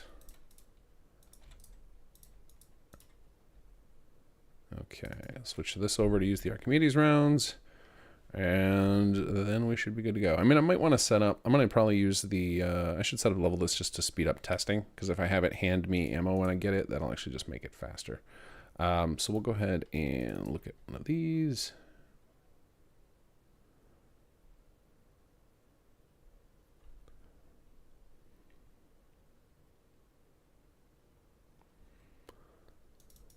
Okay, I guess I don't need to do, what is this? Oh, this will work. Okay, we're going to just duplicate you.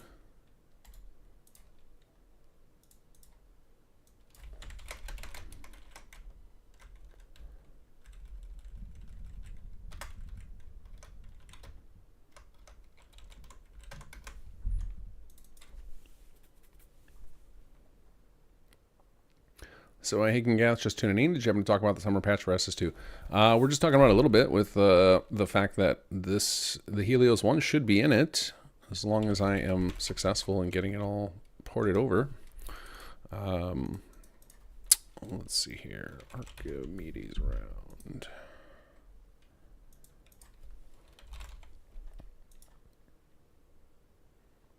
There we go. Sure, 30 rounds is fine. Okay. Save. Okay, let's set this up now. And then I think we're ready for our first test just to make sure that the gun itself works. Well, I'm gonna have to set up, make sure I have all of the materials and textures copied over. We'll do that in a second. But then we'll come, and if we get the gun to just generally shoot, then we can loop back and start hooking up the tower and everything. Okay, so we want this to use SS2C3, Euclid CFinder Archimedes rounds. Euclid CFinder ammo start. Sure. Okay, and you know what? Actually, to make this more exciting, we're going to just temporarily do something here. We're going to go. Where is our painted target light? We're going to add a temporary dummy script here. New script. Object references.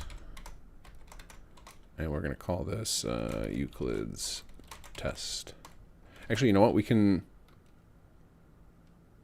repurpose the script later. We can rewrite it. So we'll just name it what we're going to actually do. So it's going to be Euclid CFinder painted target. I don't know if we want that const or not, so we'll just not do it for now. Okay, let's open this up. And then we're going to just do this. We're going to go event on init. And init happens as soon as it gets created in the world. We're going to go explosion, property, place, explosion, auto const, mandatory, start timer, 5 seconds, event on timer, int, AI timer ID. Now this is all these events and stuff I'm setting up. These are default things. You can define new events, but they don't actually trigger on their own. They're basically just functions by another name if you write them yourself.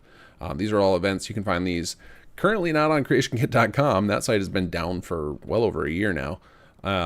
But there is a backup of it on uesp.net. You can find a backup of all of the creation kit scripts and everything. So when the timer launches, then we'll place the explosion. Place at me. Place explosion. And there we go. So that should work. That way we can actually see it working, even though it's not connected to the tower or anything. It'll just be, we can see the fancy explosion. I don't think though that we have set up, I'm gonna have to look at some of the visual effects on here, because I know we have, and maybe that's part of why we have this convoluted the system of all these explosions and everything, and why it uses a quest to do it, because we also have like that try laser beam. I actually have, where's it at? Let me see if I have it in here.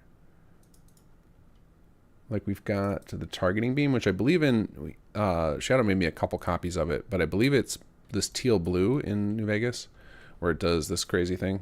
It kind of swirls around, gets closer, and then that's right before boom. So we have that as well, but that I'll play separately. So that's not going to happen yet.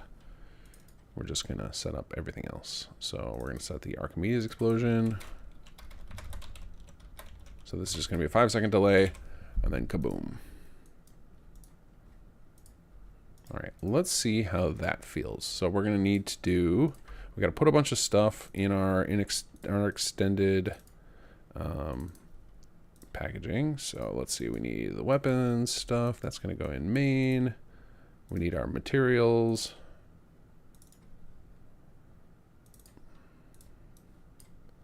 Okay, you're good there. And then we need to make sure we have our textures. Oops, not video, textures. Access to extended weapons, C finder. Let's let that save. And then we also need to do upgrade our scripts.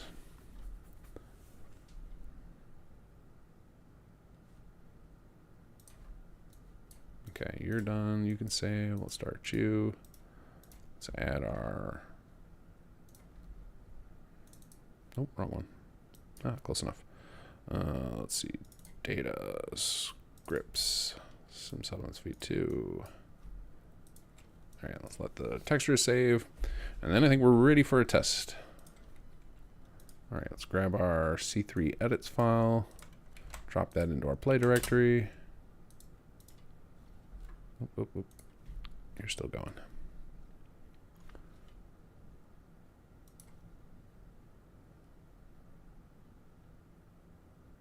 I mean, I think if we're going to set it to any sound effect, it should be maximum crab.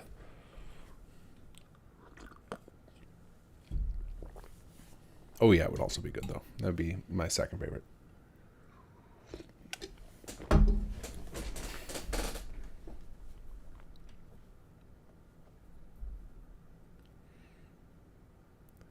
This texture file is getting quite chunky. What are we up to in the old extended? 1.2 gigs on the main. What's the textures? I'm gonna guess like 5 or 6. It's pretty big. Maybe only 4. Because the full 7 with everything includes all the chapters, which aren't tiny.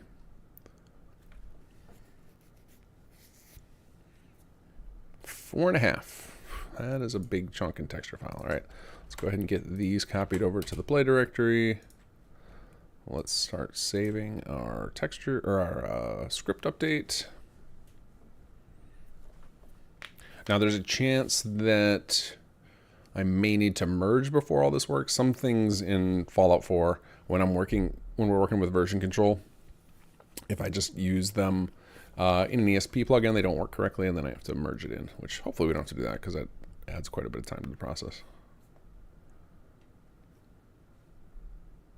Where's my to-do list? All right, so we set up the ammo.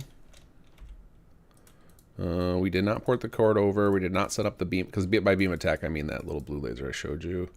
Okay, so we've got some stuff to do still. This one right here, I won't be doing tonight probably because I need to rig up a building plan, which that is another thing I failed to consider. Hope that I'm going to have to do like building stages and everything for that to make sense.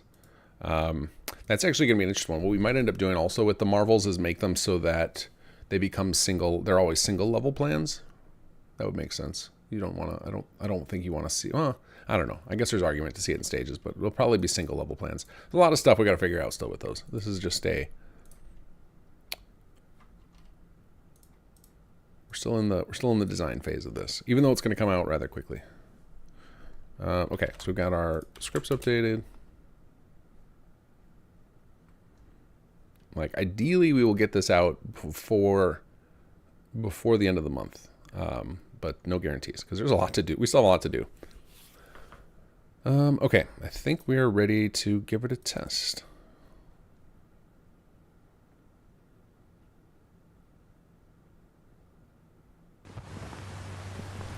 Do you know the separate limits of the files yet? Like as far as the max space you can put in one? No idea. Hopefully we're not there yet. Hopefully we're not there yet.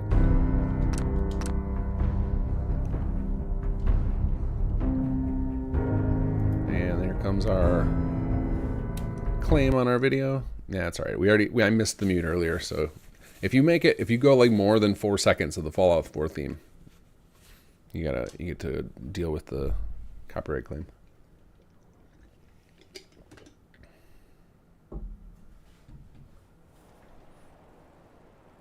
Okay, now let's give ourselves the C-Finder.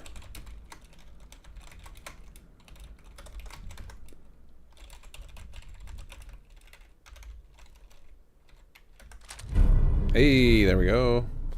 Texture looks correct.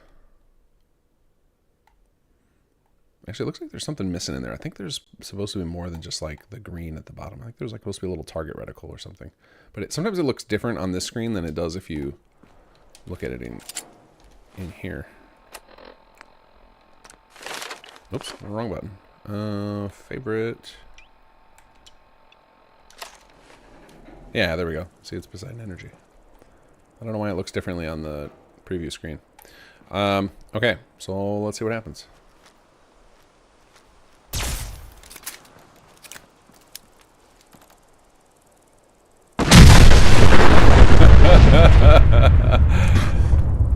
Okay, that's a big explosion. I was worried the explosion wasn't big enough. That was plenty big.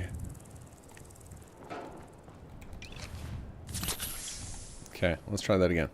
Let's do a little bit further. Let's try and take out some bugs. Hey, guys.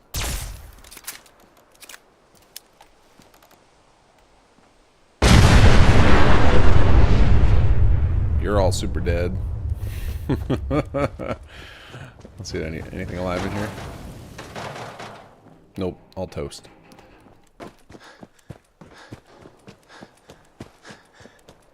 All right.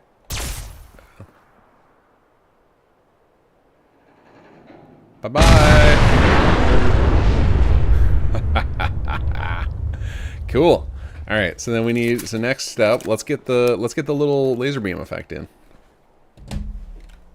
Oh, I guess I'll save have Euclids.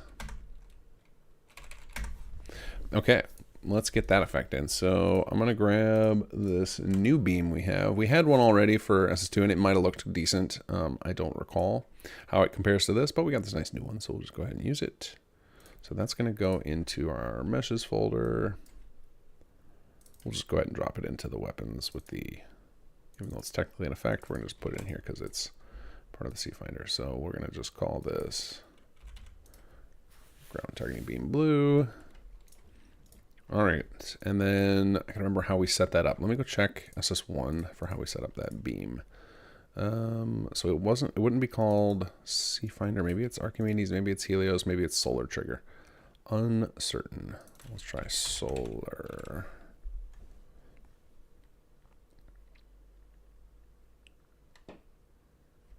Solar panel light beam. Solar strike effects, maybe? Yeah, that looks like it. I can see like the little line. Solar strike effects. KG Archimedes Strike 01 is what it used to be called. And it looks like it's just a movable static. Doesn't need to be anything fancier than that. Okay, cool. So let's go down to movable statics.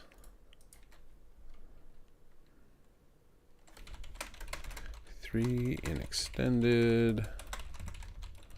Euclid. I'm just putting, even though some of these aren't Euclid C-Finder things, I'm just putting them all in there so it's all tied together with one search, unlike what I did with SS1. And we will call this Archimedes beam. Now let's point to our new model. Okay. And that should be it. I don't think it even needs a name. Okay. And then what we're going to do here is we're going to set up our... Okay, so first let's check... No, not that. Where is that beam again? Let's check how long it is. And we'll use that as part of our timer. So if we look in here, we can see the animation is 10 seconds, but it disappears before that. Disappears at, it finishes the blinking right at, so we'll make, yeah, 5 seconds is actually perfect. Okay, so we'll go ahead and give it we'll just place this. That'll be easy. So we'll go ahead and come in here and we'll do movable. Actually, how much is that? I don't know if that's the way you spell that in the script properties. Property. Wait, what do we call it? Archimedes beam. Archimedes beam. Auto const mandatory. And then we'll go on a knit. Place at me Archimedes beam. We shouldn't need to worry about cleaning it up, but I will just in case. Okay, beam ref. And then after the explosion, we can go dot disable, dot delete, and then drop the ref, so we're not holding on to it. Okay, let's do that.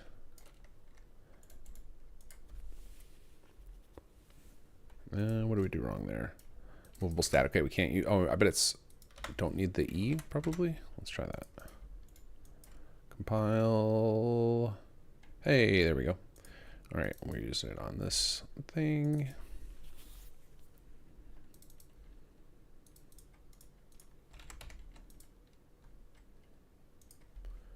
Okay, okay. Close you, close you.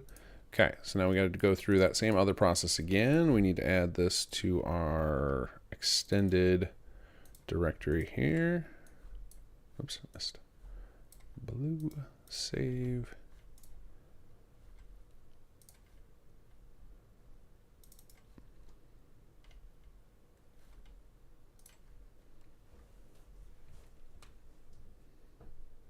What happens if you rapid fire it, Amris? I'll try.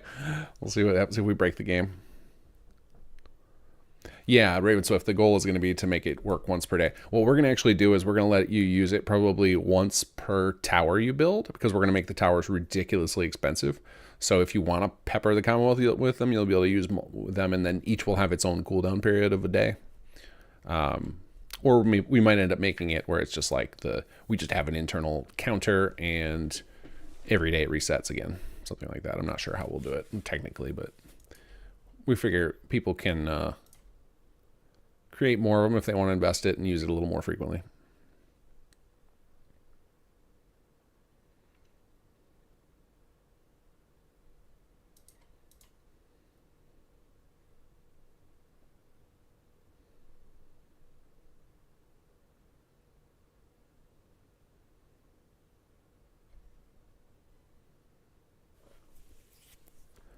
Okay, there's those. All right, so we need to copy this and extend it over to our play directory, and then grab our updated KG edits file. drop that in as well. All right, and then I think the next step after this will be to get some nice sound effects in there, because you like you know what I need to look up a video of it playing in New Vegas and see what the sound kind of is, because I feel like we had sound in the SS1 version, but I don't remember. We may have just left it silent, and maybe it's silent in New Vegas, but it feels that beam. It wants sound. You want to hear like a laser charging up, like something's about to go down. One shot per tower makes sense. Yeah, that's what I think. It'll be a good balance. And then for people who are like really late game, where they've got hundreds of thousands of leftover resources, they can have fun with it. Give them a resource sink, and go build a bunch of Helios Ones everywhere.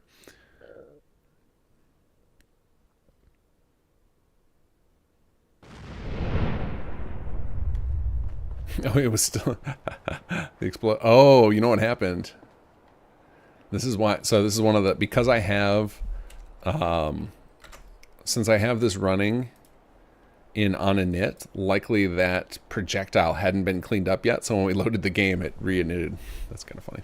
Okay, so let's see how this goes. Oh, there's our beams.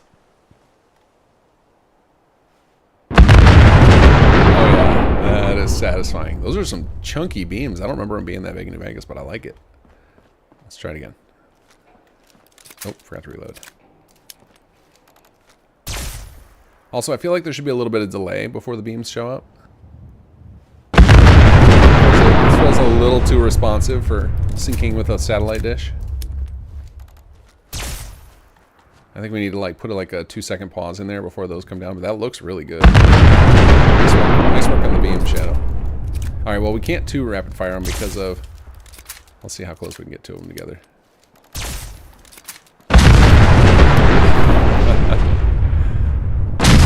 Reload time. Oh yeah, that is real fun. I can play this one. Hey, let's have the tower blow itself up.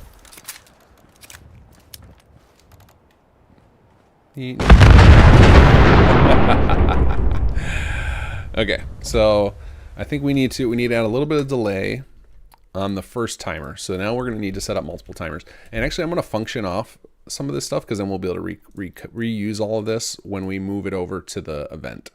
So we're going to do int I timer ID place beam equals 101, int I timer ID place explosion equals 102, float f timer length.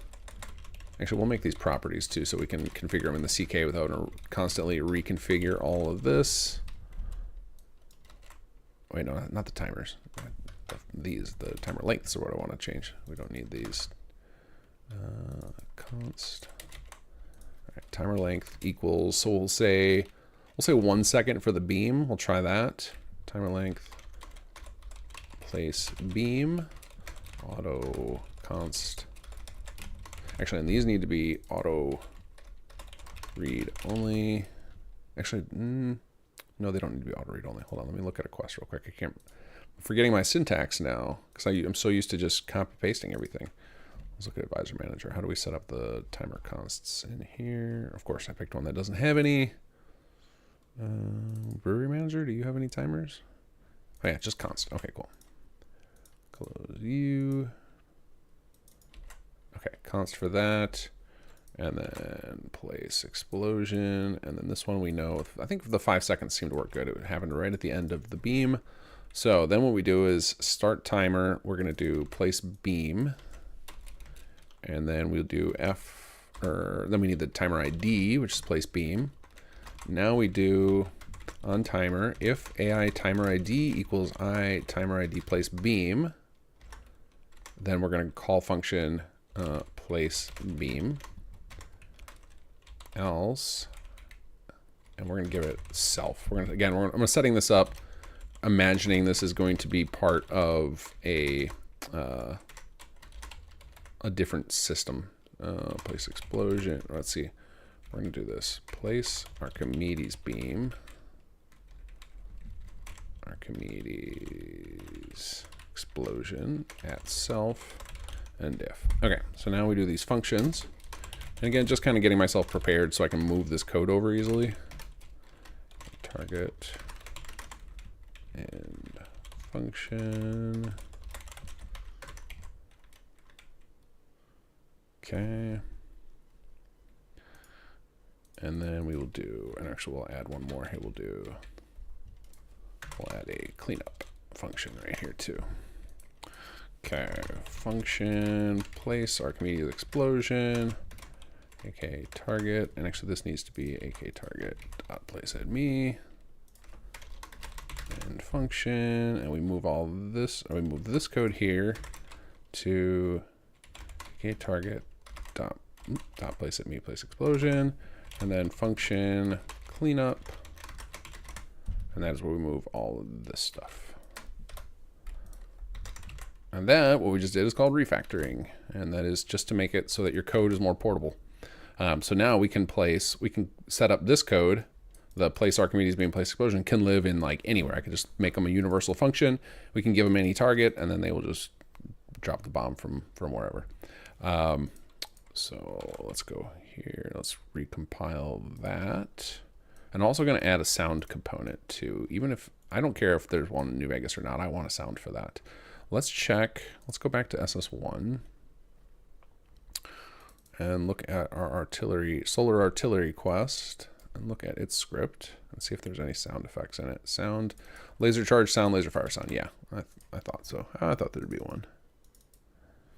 Okay, so we have laser charge sound, which plays at the pillar of light. And where's the other one happening? Fire sound happens right at the explosion moment. Sound stop instance, utility wait. Okay, well, let's copy this because I think I'm sure I had it in a way that I liked. So laser charge sound, laser sound play. So we'll do that same thing. All right, so what did we do? We just immediately played the laser charge sound. Okay. Dot play at target. So we'll go sound property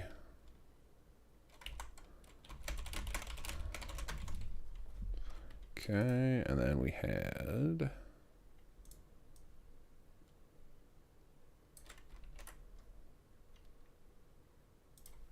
all right, let's just copy this here. So we're going to go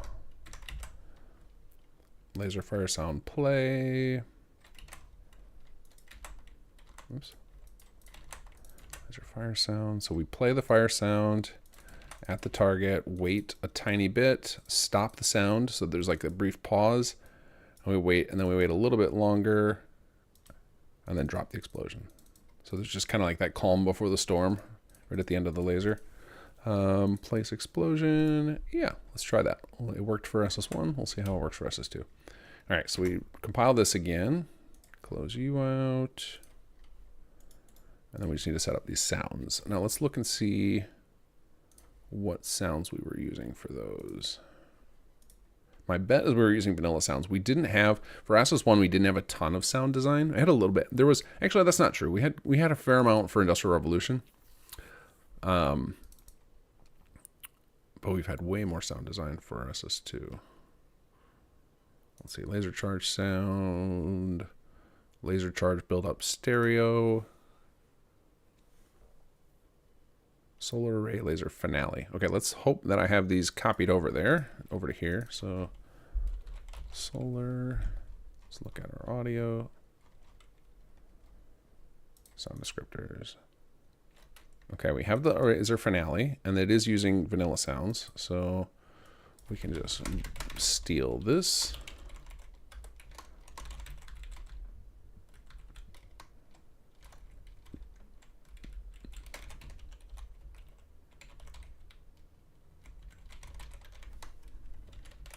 And okay, we'll go ahead and set that up. And then what was this one pointing at? Laser charge sound.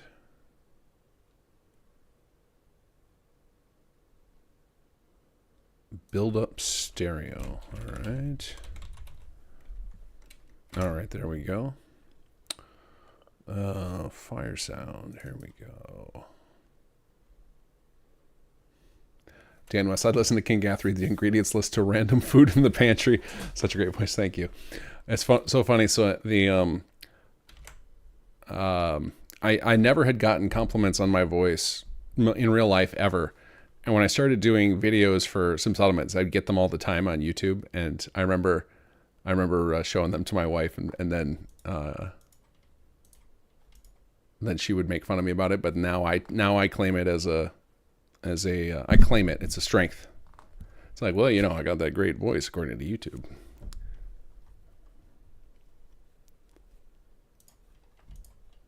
I just own it now. Oh, so we did have a custom sound for that. Helios laser charge. Let's find that boy.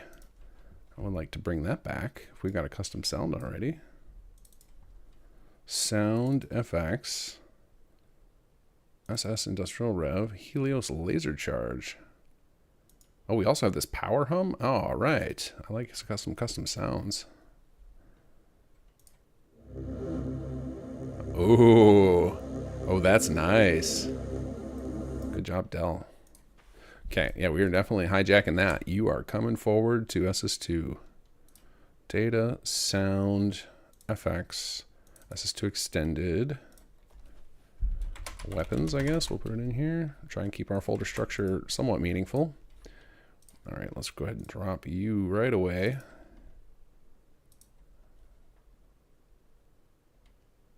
All right, now there's a weird thing you have to do here. Okay, good. Compression is off. If you don't have compression off when you drop a WAV file in, it gets all weird. Okay, so now we'll go here and we will do our Archimedes laser charge. Oh, actually, hold on a second, because I can't use that exact output model. Build up stereo. Okay, we're gonna have to copy all this stuff. Oh, I got a lot of stuff open over here. Should close these too. Okay, let's pop back over to here. We'll just do a new sound descriptor. All right, did I already have that? No, I don't have the name copied. Charge. New sound, point our way to SS2 extended, weapons, Helios laser charge. We need this on audio category. Pause during menu. Oh yeah, this is a big old radius. Some stereo. Rad 08000 with reverberation. Static attenuation negative 13.5, which means it was super loud when we tested it. Okay. And then we grab charge.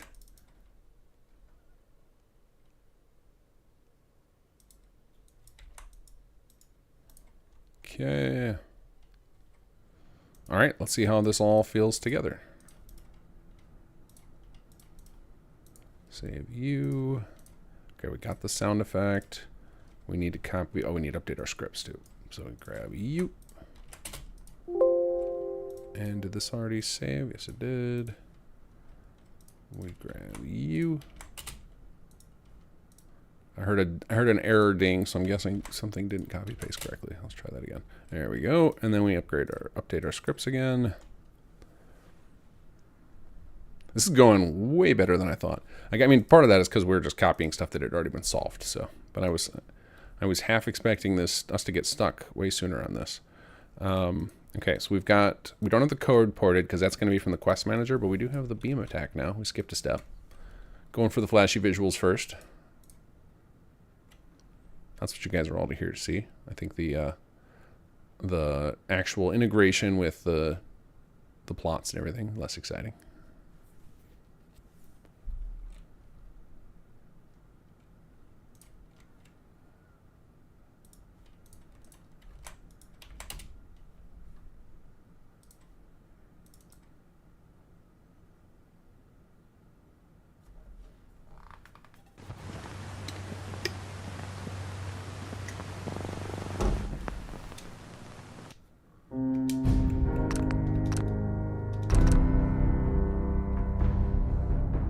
Okay, here we go. Poor Twitch chat. I see the only message in there is Sonic Phil banned somebody. Thank you, Phil.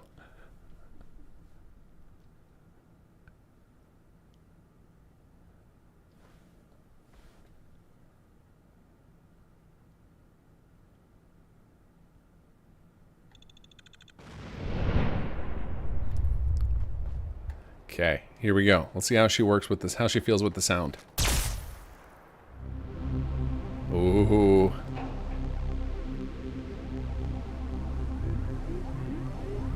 Oh, that's nice. Oh, it broke. I screwed up the code somewhere. Also, it's looping. I didn't realize that the thing looped, so we need to destroy it sooner. We have to clean that up.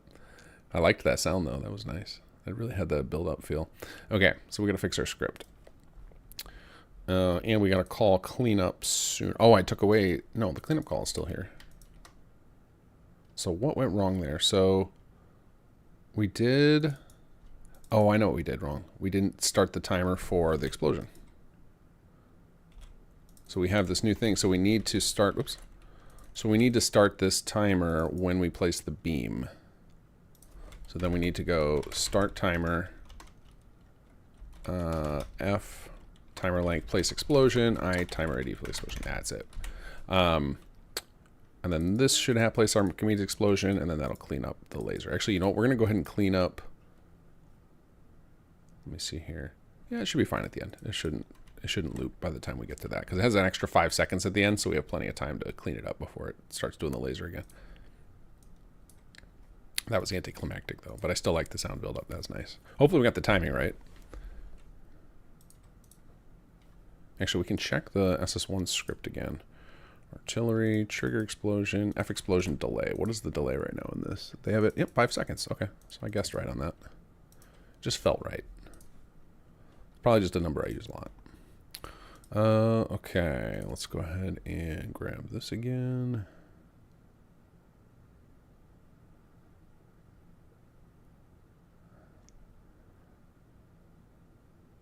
Oh, there, and that's just triggered Twitch chat to light up. SelmacW, yo, how's it going?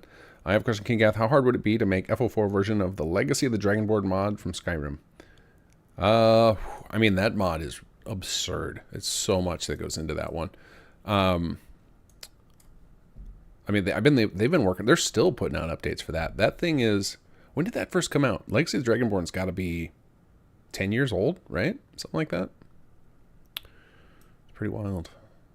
So it's a big project. The initial build, I mean, the initial design of it, you know, probably took them 6 or 8 months. I don't know. Most of the giant mods that you know of come from people in college because they have a lot of free time, or in my case with Sim Settlements, I had a lot of free time because I suddenly had kids. And then it was counterintuitive. You would think that that would be less free time, but you know, when they're little babies, they don't need a whole lot of attention from me, from Dad. They need lots of attention from Mom, less from me.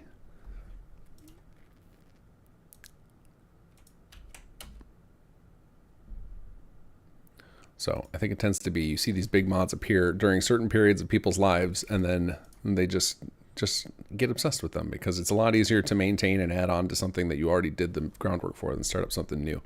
So I would say if you want to build up something like that, you're going to need to have an abundance of free time to get started. And then, you know, it's just picking away at it. Like if you were to go through a lot of the different tutorial series that are out there, you know, I've got a big tutorial series. Seddon's got a big tutorial series. There's a tutorial series from Dark Fox for Skyrim that most of that information carries over to Fallout 4, and you just start pecking away at those, and then you just pick a spot on the project of like, okay, I want to have a guy that introduces a museum, so you learn how to set up an NPC that can talk to you.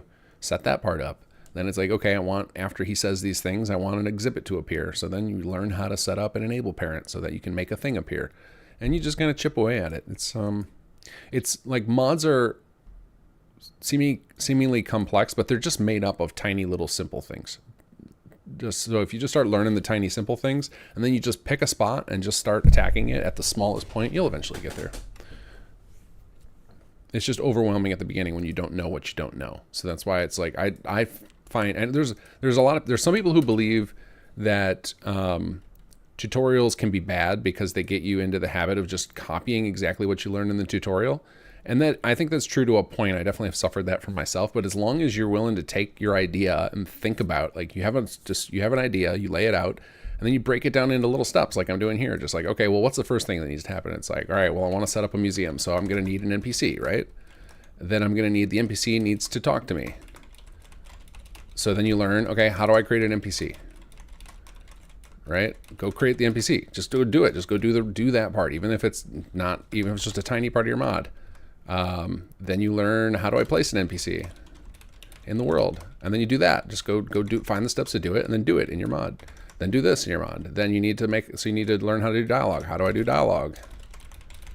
And then go learn that, and then just start recording some dialogue, and you just start chipping away at it. As long as you break down the project into little pieces, you eventually get there. That's how I figured out how to do all the modding I've ever done. It's not magic. It's not like it's not a case of you got to have a grand plan up front. You just need to have something to start with, and just start chipping away at it, and then you have something to learn.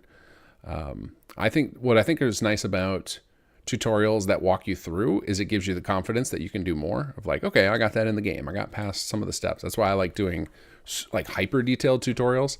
If you look through the Builder's Toolkit for Sim Settlements 2, all of the tutorials are crazy detailed. Like, they assume you know nothing, so you just walk through them. It's like, okay, it tells me to left click this and then right click that and select this, and you can get through and make something pretty quickly, so that you just have something in the game, and then that'll give you the confidence to go forward with the rest of the steps. That is what I recommend you do. So I couldn't tell you how long it'll take. I would say many months. But each project you do gets faster, because then once you have learned something and you got more confidence in it, then you can take the idea to fruition sooner. But the key to any implementation of a big idea, no matter what it is, whether it's a mod or getting a PhD, or learning how to be the best at shooting free throws, like whatever it is, anything you want to do, you just got to like make a little plan of step by step how you're going to approach it, and just keep doing the step by step. And then the more you practice it, the faster you get at it, and you'll get there eventually. So I would say that more than worrying about how long it would take, you should worry about like do you have the tenacity to stick to a project for a very long time? Because that is for some people, I think that might be it might be a skill. Like, I think that some people are born with it inherently, but I also think it's a muscle you can exercise. I think you can let yourself get hooked on things for longer. Because I definitely, when I was in my 20s, I would not have had the patience to stick it out to something as long as I have with Sim Settlements now.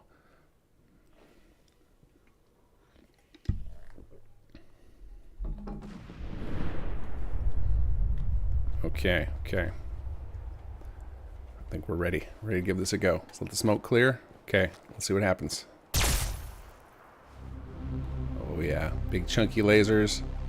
Nice sound effect.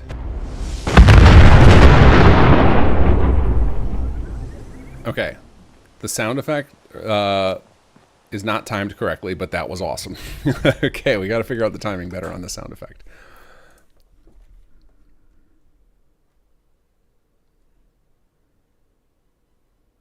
Dan West, I wonder if kinggath has thought about talking game dev or modding with Pirate Software, the streamer. It would be a really cool stream. I actually watch Pirate Software. He's one of the people I follow on YouTube. That guy's got some cool insights and stuff, and it was really crazy to see him blow up out of nowhere. That's where I started following when he went viral all of a sudden, of just to have like a game dev go that big all of a sudden. That was kind of cool to watch.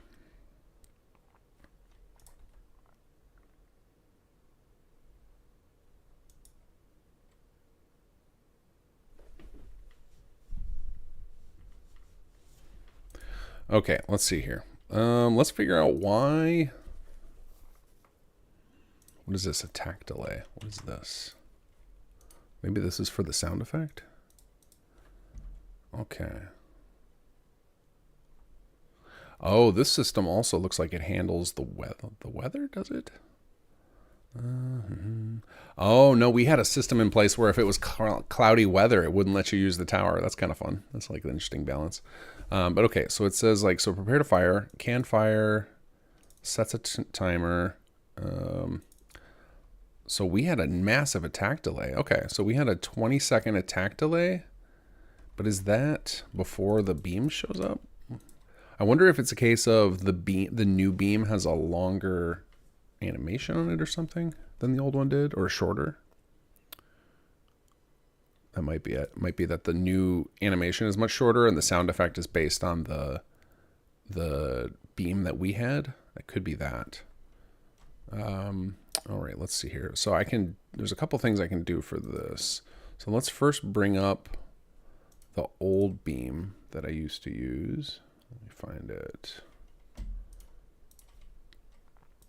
And let's check the length on that. If that's the case, so editing sound is like, to take a sound effect that somebody handcrafted like that and fix it would be a lot harder than just editing the animation. Like, I can edit the timing of this animation is probably what I'll end up doing. So let's go to IND to Industrial Rev. I'm trying to remember where that effect is.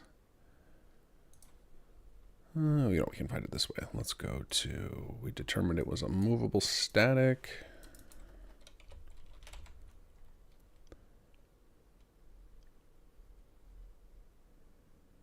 I don't remember what it was called. Solar Strike. Here we go.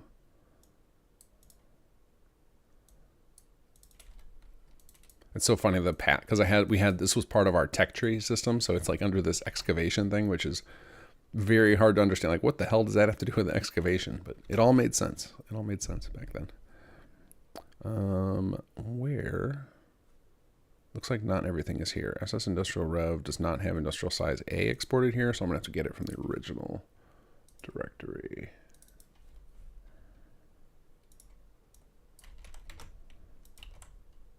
All right, let's go ahead and extract you to here.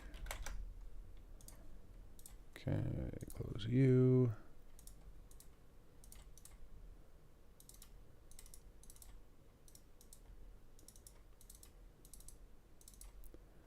Okay, here we go. Okay, so here's the original one. Oh, we had it as orange? I could have sworn it was blue. I'm gonna have to go find a video of the Helios One thing. I want it to look as close to the New Vegas thing as possible. All right, let's see how long this animation is. I'm gonna scrub ahead here. Oh wow, look at this. We actually had a giant death beam too. I want the death beam back. So I want like the best of both worlds. We want I need to add that.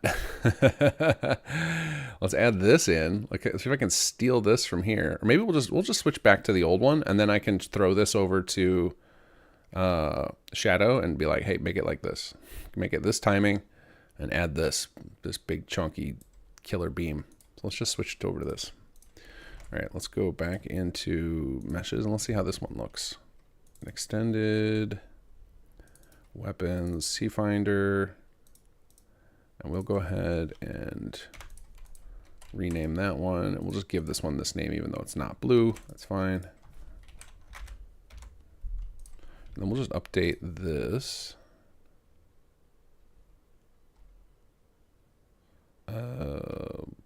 Extended band, here we go. And then we'll have to increase our timer. So put you there.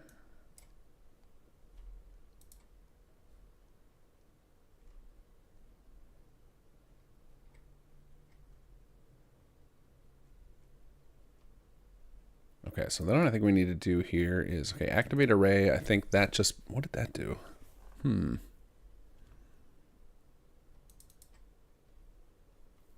The pillar of light gets placed. Explosion delay gets set. So what's weird is this still has it that the explosion happening 5 seconds later, but that wouldn't be correct. That wouldn't match up with the time. So something weird with the way I had this set up before. We're gonna have to tinker. But let's first check out the new beam. Let's go to you and you. And I don't think we need to I don't think we changed anything in the script yet that we need to mess with. But I think we are going to end up having to make the timer length on the explosion is going to have to be a fair bit longer. So let's go check it out with how it looks with this new beam though.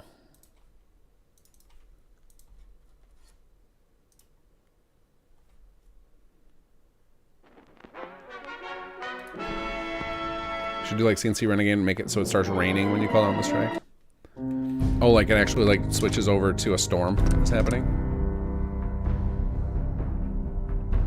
Because I was gonna, the other big one we had in Industrial Revolution that was like a crazy big weapon type thing was the weather changing station. But that was just like a hacky kit bash thing. I think we just took the, what was it?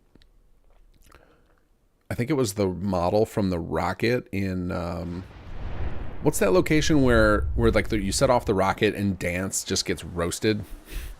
I think that's the model we used for that. We just faced it up toward the sky like it was a laser beam, and it didn't really have any cool effects or anything. And it's like, oh, we could do better than that now. But it won't be for this patch. It would be like down the line if we add it back in. So I was going to add the ability to let the player change the weather. ArcJet, yeah, thank you guys. All right, let's see how this feels. Okay, yeah, so it's orange.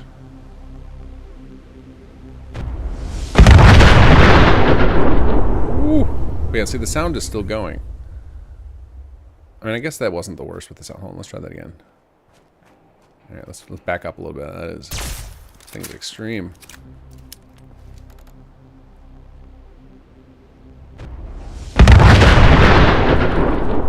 You can't even see the blue beam. It's just so you're so blinded by it. But it does sound. It does have a sound like you feel like it's something big coming down with that. Let's do it again. Oh, that's so satisfying.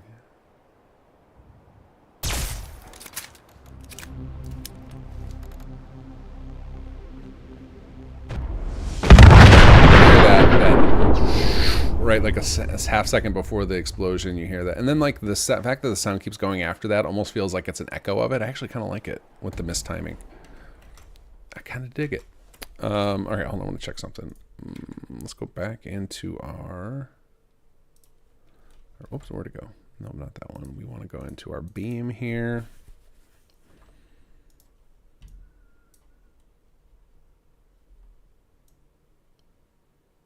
What I want to do is check, is this beam using a texture we're missing maybe? No, it's using an effect shader. So I think for whatever reason, it might just be a case of like we're so close to it, or the explosion is so blinding you just don't actually ever see this, even though it's there. So maybe we have to figure out a better explosion effect, or let's try to go back further. Let's do this. Let's go TCL. Let's go to the top of the tower. Let's see if we can see it better from up here. Because the range on this gun is 10K, so we should be able to... Whoops. Should be able to fire it pretty far. Hey, Codsworth. Message for you, sir. Yeah, no, it's just the iMod just wipes out your screen so you can't possibly see it. So we need to reduce that, because I would like to be able to see the big beam, right? So I need to come up with a different... Let's turn off the iMod and see if that changes things.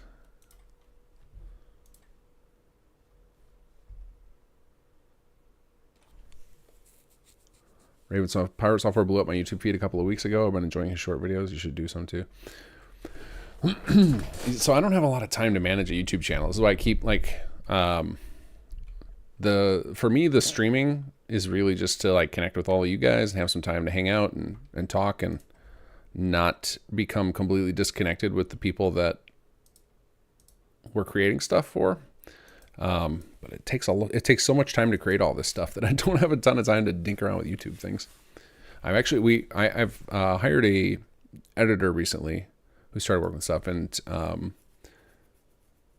you know, I had said to him, like, if he gets into it and he's enjoying it, like, we could start expanding the channel and doing more stuff, but I don't have the bandwidth to do it. So it would have to be like, here, take my streams and do stuff with it, or give me an idea and have me do the voiceover for it. But so far, we haven't gotten to that stage yet. So I basically need somebody to be focused on the channel as their thing. Like, that can't, I can only focus on a couple things at once. So I've got family, I've got a business to run, I've got 2 businesses to run technically.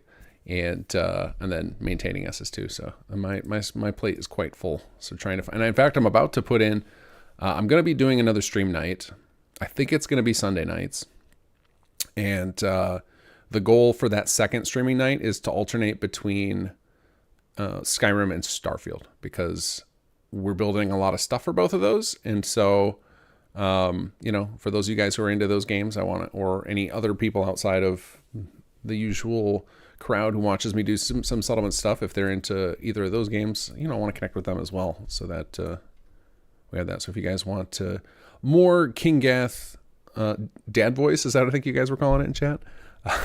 Then you might have a second night a week coming up soon. Might start this weekend. I think it's going to depend on how the weekend goes, because I'm actually out of town, because my wife is doing a triathlon, and so me and the kids are going to go root her on. Let's see here. Okay, what was I going to do? Oh yeah, we're going to try and remove the iMod. Let's see if that makes it so that we can actually see the beam. Like, we want some amount of iMod. You want that flash of the explosion, because that's just awesome looking. But right now it's a little extreme. Or maybe remember where that is. That's going to be on the explosions. So that's under special effect. Okay, so let's assume that it's going to be on the explosion finals, where that's coming from.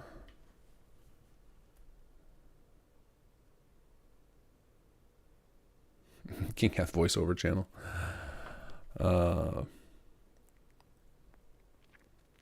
I used to do a lot more on this channel. I used to do 3 videos a week, and I had to cut it down to now it's like 1 video periodically. Like, you know, I have 3 things that I do on the regular. It's patch note videos, which are once every month or two, news videos once a month, and then the occasional Let's Play, which is just, you know, an edited version of the live streams. And that's all I have time for. But I used to do, there was, I did a podcast every week, made sure to have a Let's Play video every week, as opposed to now where the Let's Plays just come out periodically when there's time. And then what was the third one? And then I think the third one was just rotating between the news videos and patch notes, because patches used to be way more frequent. But I just don't have the bandwidth to commit to them every 2 or 3 weeks like I used to. Let's see here. So let's disable this IS mod, but I'm gonna screen. Let's see. Let's write down what it is, so I remember to put it back. So IS mod, and that's on this explosion. Okay, now we got that written down. Okay, so let's remove the IS mod and see. Oops. And see how that feels with none. And then we can try out some different ones, because this is a nice easy edit. We just bop that over.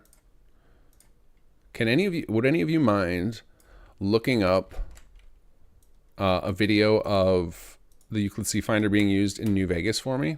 I know you won't be able to paste a video, but you could paste like you know, at the end of a YouTube video, it has like the little, you know, the random characters. It'll be like youtube.com/watch ? And then some letters. You could put that in chat, and then I could go watch that just to get an idea of because I want to get as close as possible. I want it to feel like an upgraded version, but it should feel like very similar in feel, so that anybody who's coming off of a New Vegas playthrough to come into Fallout 4 should feel like it does it justice. Now, I'm not going to be exactly perfect, but you know, any little. I don't want it to be dramatically different, right? I want to get the color of the lasers right, at least. Okay, I think we're ready to go try this again. Ravensworth, appreciate all your hard work. Thank you so much. Thank you for saying as much. Not done yet. And I don't mind. I like having lots of work to do. That's just part of my personality. I'm a workaholic, so love having more work to do. But only have so many times, so much time in a day, so I got to pick and choose my battles.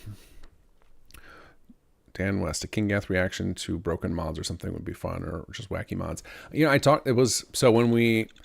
I was doing the 3 videos a week, I worked with a YouTuber that I really liked. He didn't have a huge following, but I found him endlessly entertaining. He went by, at the time, what was he ended with, I think he's currently Ricky Summer, but before that he was, I think it was like Ricardo the Roleplay Gamer or something like that. He rebranded at some point, and he was playing Sim Settlements, and I got a huge kick out of him. I thought he was a lot of fun, and so he and I worked together to try and like, okay, what could we do to like turn me into a YouTuber of like, you know, with the goal obviously of just like, let's just make lots of Sim Settlements content and Fallout content and stuff. And we talked about doing that of like, oh, it could be fun to do like a series where I'd look at other people's mods and give advice on how to enhance them or how I would do things differently. But then we ended up not doing that one because it felt kind of arrogant to do. And I don't want to be arrogant. So it would be like something, what would have made more sense was like in hindsight to do that series would like offer that up as an option to be like, hey, if you'd like your mod analyzed, like contact kinggath, and then could have had people come to me and say, yes, do that for me. Like look at my mod and tell me what I could have done better. But I think at that time, and like now I have enough of a reputation where I don't think it'll come off as arrogant. It'll come off as I'm just trying to help people. But like at the time I felt like it would just come off as straight up arrogant because I was still kind of fresh to the scene.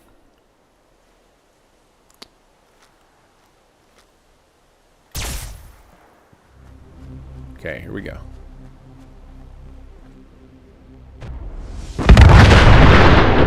Interesting. So yeah, you can't see the beam. So I think there's something wrong with that beam, but I am going to show that to our 3D modeler to be like, hey, can we make that big freaking beam? Because that would be sweet to have that. Let's take one more look at it though. I'm not giving up on this idea yet because that beam, if we can get that working, it'll look awesome. Let's see, which one am I on? Oh, I guess it's the same thing. All right, let's zoom forward a little bit. Get you. Okay, why are you not showing up? Oh, I wonder. Oh, you know what it is I bet we're disabling the beam too soon for that to show up because we're now calling the. Okay, so wait, how long do we have here? We have until. So we actually don't. We have up till 15 seconds to destroy it.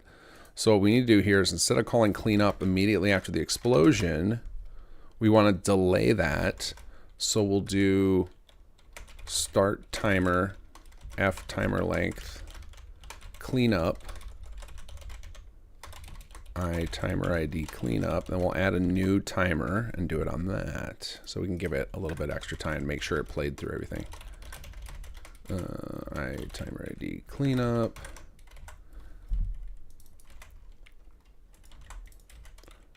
Make this one 103.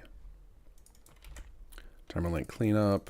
And we'll just give this one, we have a massive amount of time, right? We just do like 10 seconds just to make sure that it gets to play through the whole thing.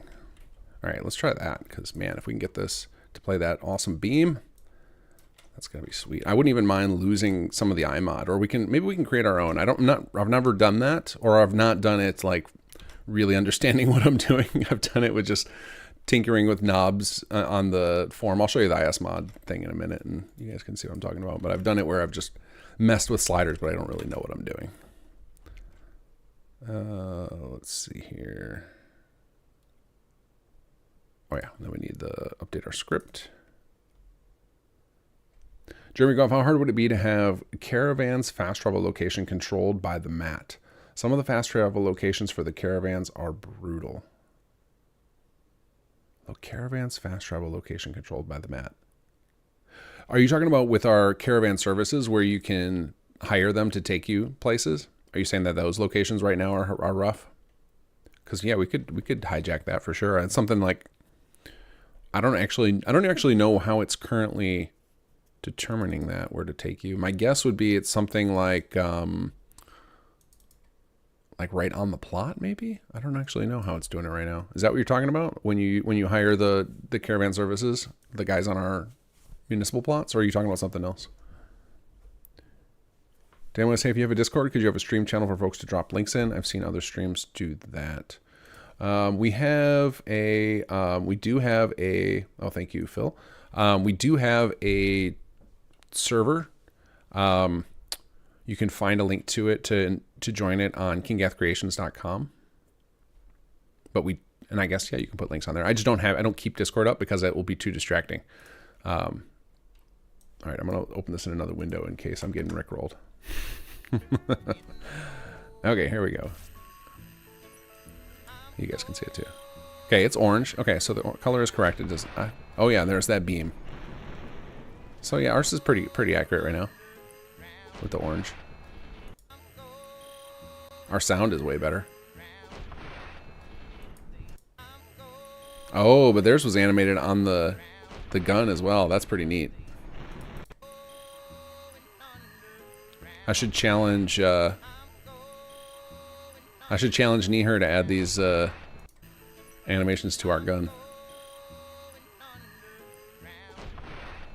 Cool. All right, I'm gonna bookmark this because oops. Hold on a second. Didn't want to click bookmark. I wanted to click the star button. There we go. And then, oh, my bookmark. I just realized my bookmarks folder is a mess. Okay. All right, closing that out. Thank you for finding that. Appreciate it. All right, let's shrink this down. Played survival and Sunshine Tidings always put you in a hallway that is blocked. Interesting. So, in a hallway that is blocked. I wonder if we can look at the caravan code in a minute. Let's test this out, and then I'm happy to look at that actually, because that's very interesting. I'm curious to see why we would be doing that. I don't actually remember how it's determining that, but maybe we allow the city plans to set that, and that's why it's in a weird spot. I don't know.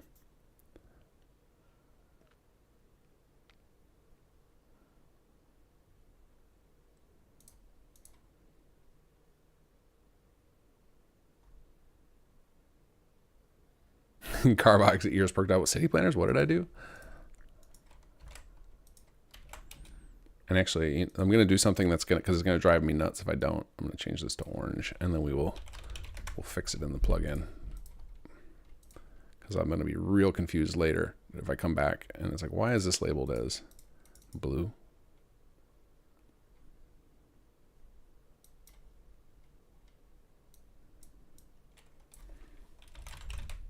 There we go. I don't know. I'm not going to even update that plugin though yet, because then I would have to update the archive and everything. We can do that next round. All right, let's see how this feels now. So now we got delayed cleanup, so hopefully we can see the big flashy blue beam.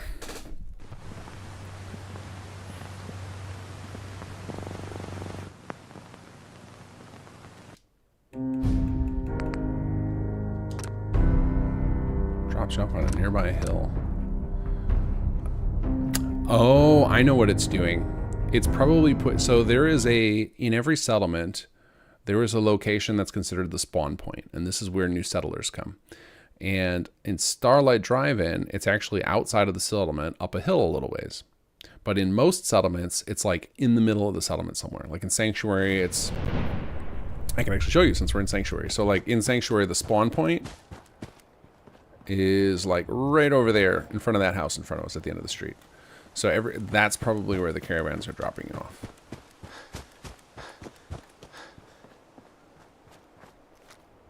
Okay, let's see how this goes.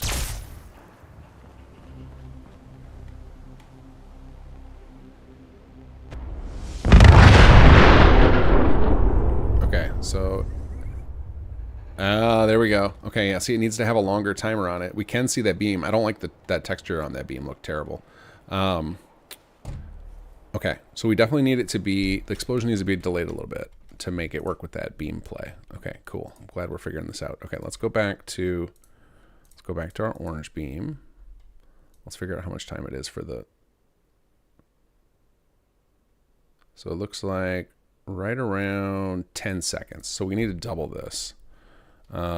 So we'll go ahead and actually, well, we'll double it in the script. I was gonna say, one of the reasons we set up is property so we can adjust it with that, but we're gonna have to fix all this stuff anyway. So we might as well, it's not a big deal to recompile.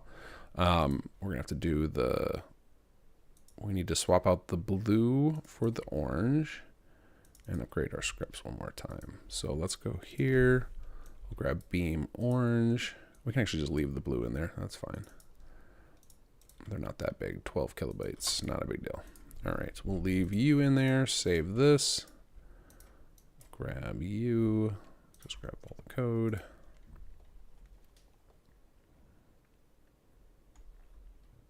Yeah, actually it wouldn't be a big deal to make it use the mat as a location. That actually makes a lot of sense. I'll have to look at how the mat is used right now, because what I'm betting is the mat has like a ref type in it that you have to fetch. I don't know. I'd have to dig into it. I can add it to the request list. It's not something I can do right now, but it should be doable, and that seems like a reasonable request to have some control over it. It's probably one of those things that other people have requested too, but I know it's one of those features that not everybody knows even exists. Because often when I see streamer, like a Many a True Nerd has been playing, and I see people comment in it on his videos all the time, like, you should use the caravan thing, and he still has yet to do it, because I don't think he has any idea. I think it's a pretty common thing. It gets overlooked. Because it's not really explained anywhere, I don't think. I don't think we like explicitly say it. It's just one of those things, if you happen to go talk to the caravan worker, you'll notice that they have a unique tree.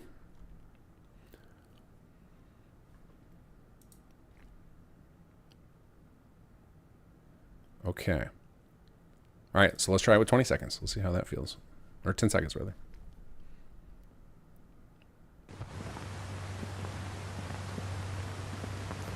Yeah, so like we'll keep the beam. I like the beam. I just don't like the texture. So I want it to feel more glowy. And that might be something we can do just by adding just tinkering with the mesh. This is one of those points where I usually will pull in an expert to take care of that part and just be like, hey, I'll make a video, put it in our team channel, and then our guys who know that kind of stuff will be like, oh, I can make that look way cooler. So I just need to do that. Yeah, we added that feature, Jeremy, in there specifically for survival players. Like Sir Rick, our lead writer, is a survival player, so he's always suggesting new mechanics to make his life easier in survival. Like that's why you'll find at some of our places, like in the hardware store in Concord, there's a permanent stash in there that you can leave stuff in, because he wanted somewhere where he could drop stuff off that in a place where he's going to come all the time for the quests. Same with like the Nightingale caches of antibiotics and stuff. Like those were always added because survival player.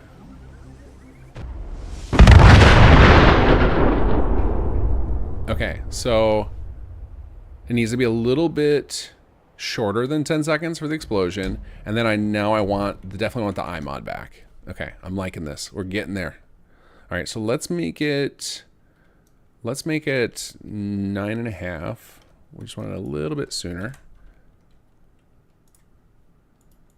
And then let's put that iMod back on there. We might have to lower it, but since the beam wouldn't have even been displaying before, there's no chance we would have seen it. Oh, hello. Ascension Wave with the $5 donation. Thank you so much. Kinggath, I love your work. Appreciate it. Let's see here. So now we need to do... Okay, so we upped the timer.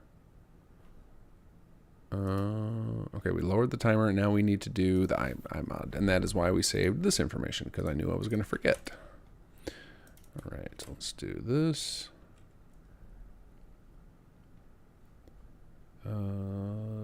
Explosion, there we go. The Ron jump scare.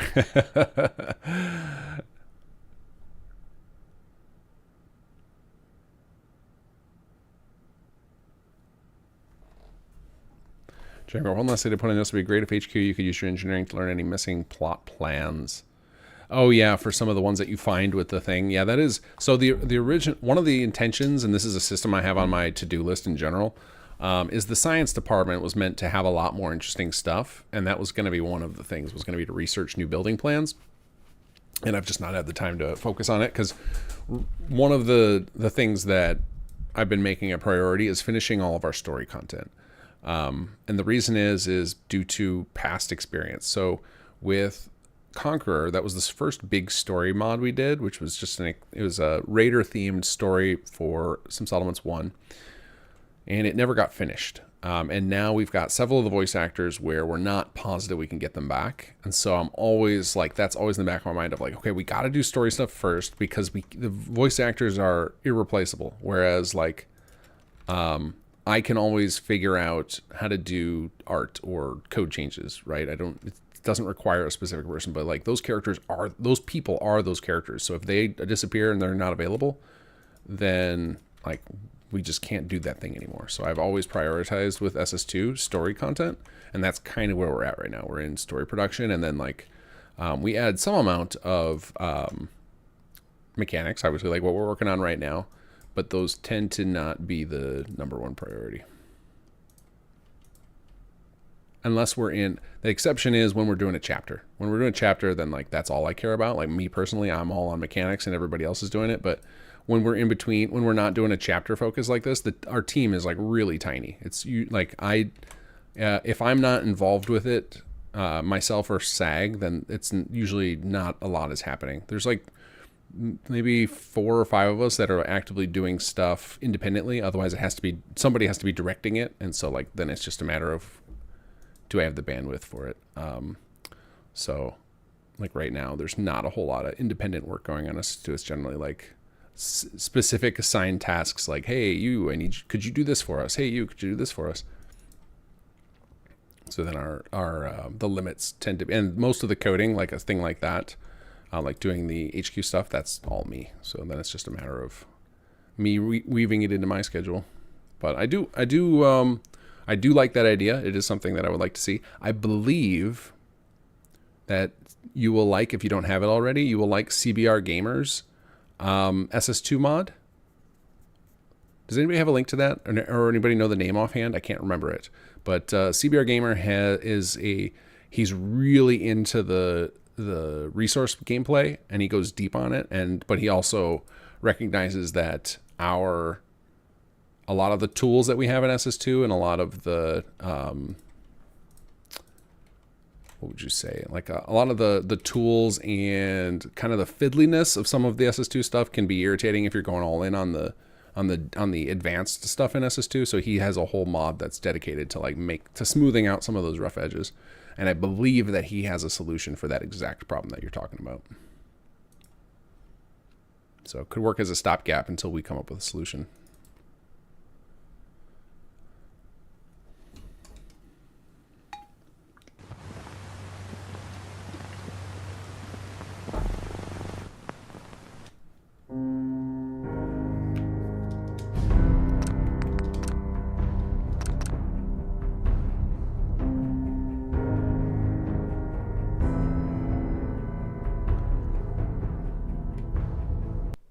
Okay, here we go.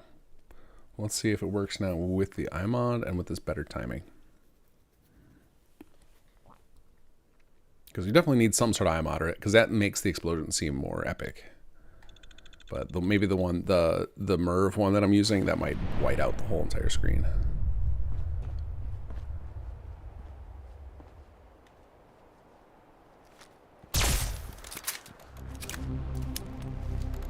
Oh yeah! Oh yeah! Carvok, thank you for the $5 donation.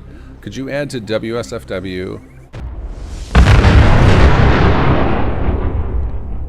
Okay, I think that worked. Even though it whites out the screen, the beam goes long enough. All right, we're gonna try that again in a second. Let me finish reading this message. Could you add to WSFW spawn locations shown while in build mode? It could help with building a city plan to avoid or leave those locations. I'd have to think on that, how you would do that. I believe there's a mod that does that, isn't there? That like makes those visible.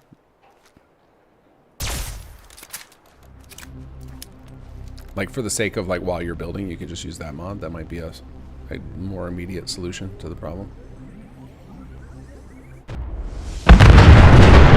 I still feel like the explosion needs to happen much sooner.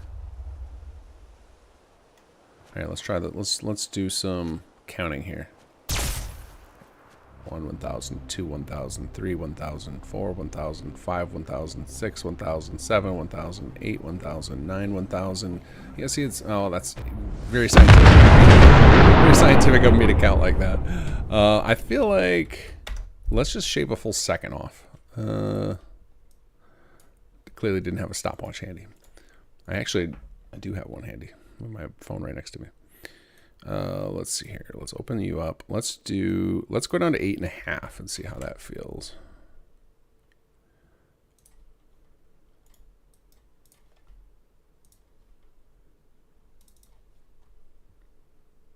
And one of the reasons to do the script property instead of what I keep doing with the compile is then you don't have to go through this of having to load the script back in the BA2 so it can speed up testing. But because I don't have the CK open in the directory I'm playing with, it's gonna take a second anyway.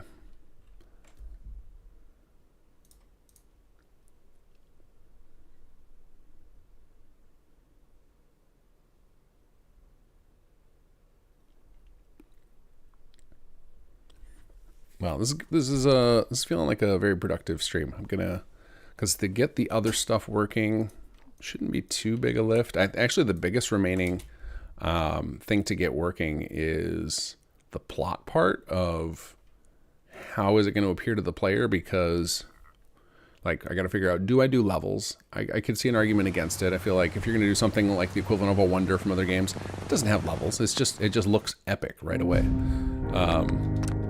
But I would still want building stages, because, excuse me, to go from scaffolding to that, to this monstrosity in there would feel a little obnoxious. But we do have the source for this model now, so it shouldn't be hard for me to just ask Shadow, who did the model, to just be like, hey, can you just like, just strip chunk, just like take the top off, export another mesh, strip off the middle beam, strip off the catwalks, make another mesh, right? It shouldn't be hard to me to have him do that, and then I could just drop it in the CK and decorate it with little bits and bobs to make it look like it's under construction. We'll see how this feels.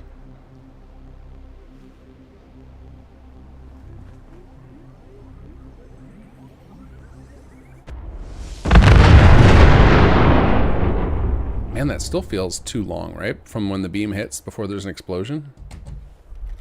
I feel like it's not actually acknowledging my... Am I doing something wrong here? Let's see. 1150. Yeah, that's correct. Is it ended up in here? Yeah. Man, I need to... Sometimes what we gotta do... Oh, this is the cleanup timer. That's why. Been editing the wrong one this whole time. Okay. Boop. I was like, that felt exactly the same. That's because it was.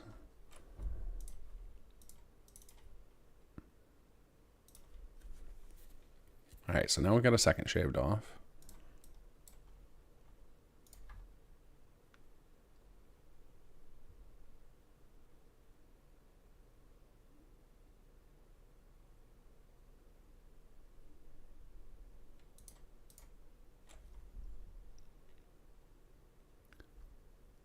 Settlement management software shows the attack spawn points. Do you know if it shows there? So there's attack spawn points, which those are like where the raiders will show up. And then there's your settler spawn point. And I could have sworn there was a mod that makes those visible too. But I may be wrong. Shouldn't be hard to make such a thing. Especially like Workshop Framework definitely would be a good candidate for that. We could do that.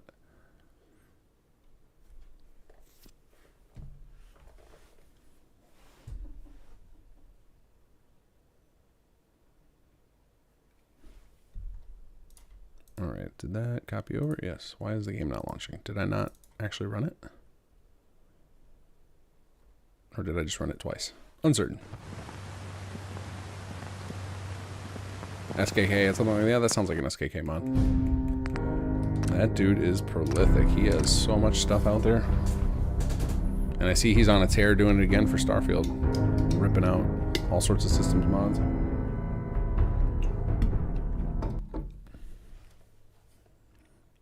We are just starting to dip our toes into systems mods for Starfield.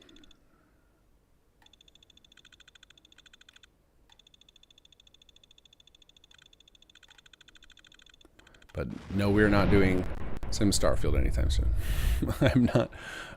We're still in the middle of this Sim settlement, so I'm not prepared to start it again. Not ready. I feel like everybody will get back into SF at the end of the month, like when the expansion drops, right? You can go in there and check it out, see if they made the game better. Ooh. You can kind of see the beam through there.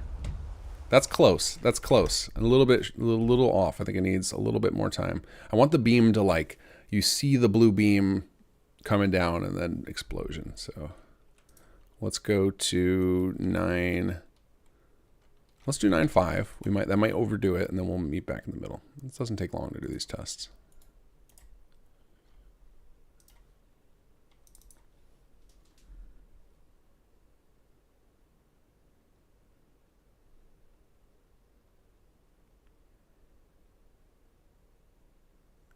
Starfield fix for lip sync yet? No, we do not have lip sync, which is so irritating. It sucks so much not having that. Like everything we're doing story content over there, we have to like dream up ways for why the character has to wear a helmet or whatever. So like there's a certain number of things you can do that are easy, right? It's like, oh, this thing happens over the radio, or this thing happens in 0G space, or this is ship to ship. Those you don't need to like explain away. But as soon as you want like a character in front of the player, then you have to dream up some way. And the problem is all the ways you dream up seem so exotic that the character seems like super cool. And you can only do that so many times before it gets eye rolly. Like, oh, another guy who doesn't wear a helmet or doesn't have a face for some reason. So like it's definitely going to limit the amount of things we do in Starfield until we get that. Because the other problem is, the biggest problem with the lack of lip sync is you can't attach to a character. If you're not seeing them emote, there's just this distance between you and them. You're never going to fall in love with a character. Like imagine if Jake had a robot head. You're just never going to like that character the same way you do. Like even if it's just the janky lip sync of Skyrim or Fallout 4, compared to modern stuff, I think it's fine, but it's definitely, compared to modern games, and it looks pretty bad. But even that is enough. You see the emotion on the face, you see the lip syncs, it makes them feel human and you can connect with them. And so without that, we're not even bothering to jump into any of our giant ideas for Starfield because you're not going to care enough about the characters to invest in the full storyline we create without lip sync.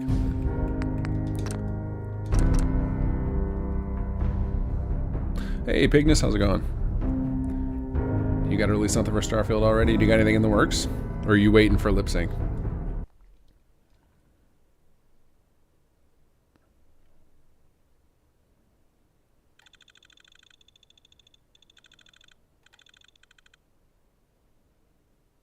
Draw a smiley face on Robot Jake with a Sharpie. I am Eric. I am also Eric. How many of you got that reference? And if you didn't get that reference, I'm about to tell you about it so you can go watch a great movie.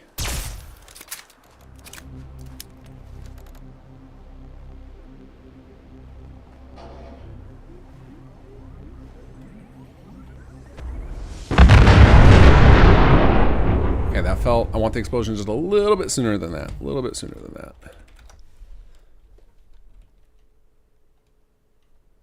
And then we need some light. That beam, I think that what it needs is like a glow on its edge. Right now it just feels too much like a static mesh instead of like a beam of light.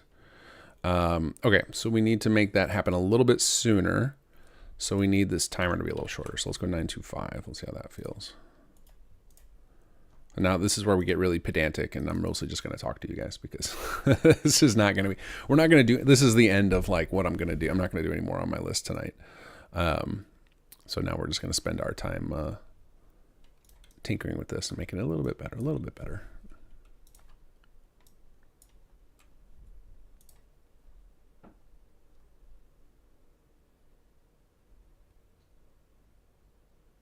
To me, the lip sync in Starfield is too good and triggers Uncanny Valley. I need a little bit of jank.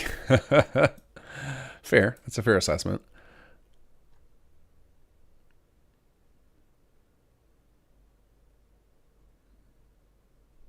So the Eric thing. So who was it that said draw? Oh, Space Runner said draw a smiley face on the robot. There's an animated movie on Netflix called Mitchell versus the Machines. And they do exactly that. They some robots get defective, and to try and convince the characters in the family, the Mitchell family, that they are not a threat, they take lipstick and draw a face, hand-moon face, and say, "We are just humans. My human name is Eric."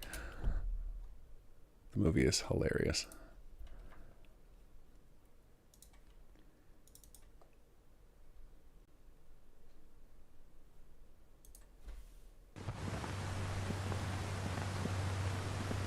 Oh, this is actually a really modern reference. I think Mitchell's Machines came out during the pandemic, so just like a couple years ago.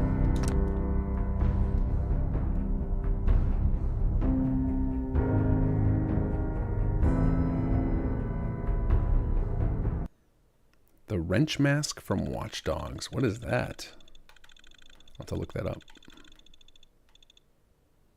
Hey, Kiz, how's it going?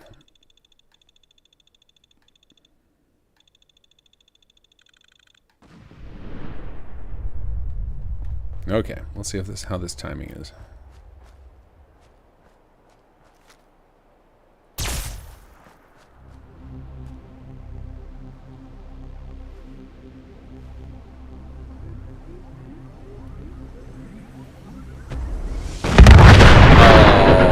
Perfect. Perfect. You can see the beam, but you don't see like the sphere on its bottom, which makes it feel meshy.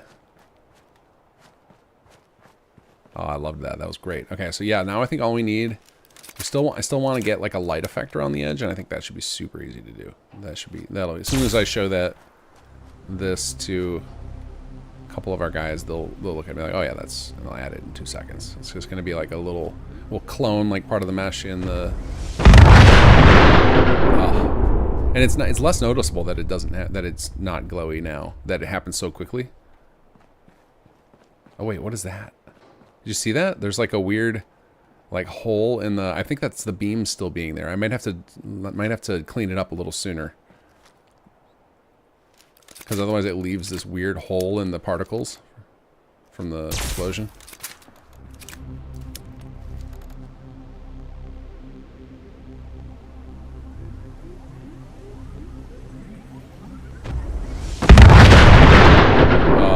Satisfying. But you see, like, there's like a little tiny pillar. Oh, now you can't see it. Okay, well, I could before.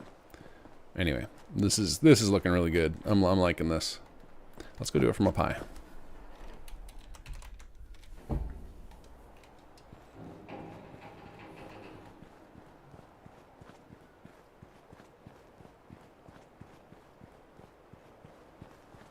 Armor's King Athena, why I'm seeing border junk stuff in the workshop menu. I poked about this, I had no idea. But I currently don't have Discord on right now because it is. I will be super distracted. Let's see. Oh, here we go. Oh, hey, we got some crazy Z fighting up here. Shadow, Z fighting is the devil. I don't think he watches my stream. So I'll have to tell him tomorrow.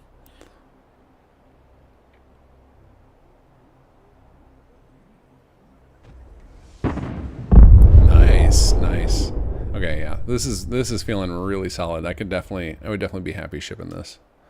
I was going to show you guys something else, but I don't think I have a save file that I can show it to you right now. So you'll have to wait till patch day to see the other thing I was going to show you. Yeah, we'll just stay up here and fire it a few more times because it's fun. All right, let's see what time it is. All right, I'm going to hang out for like 10 more minutes if anybody has questions and want to talk about anything. This will pair nicely with the MM artillery system as well. Fire Helios and swap to artillery. It's a nice barrage. Oh yeah, you'll be able to so the patch name is going to be Weapons of Mass Destruction. So you will have so many tools at your disposal for destruction. There will be no shortage of things you can do to wipe out encounters.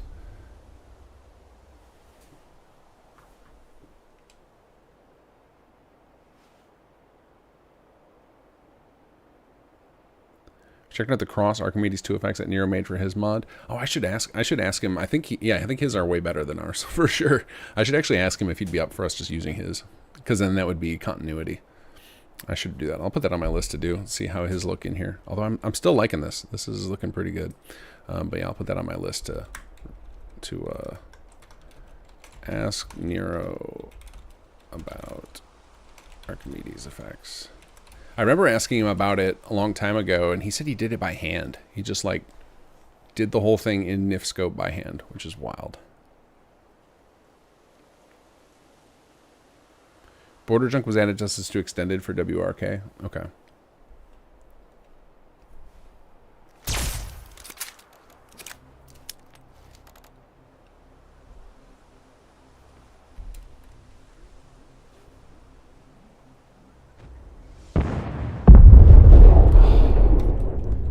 So here, actually, I can show you guys one thing. It's not full. Oh, I might be. Let me think if I can enable it. I can't really enable it from console easily. For web player.add item. So one of the things we're doing with this patch is we're changing the way the binoculars work. So the binoculars are going to be slightly different now.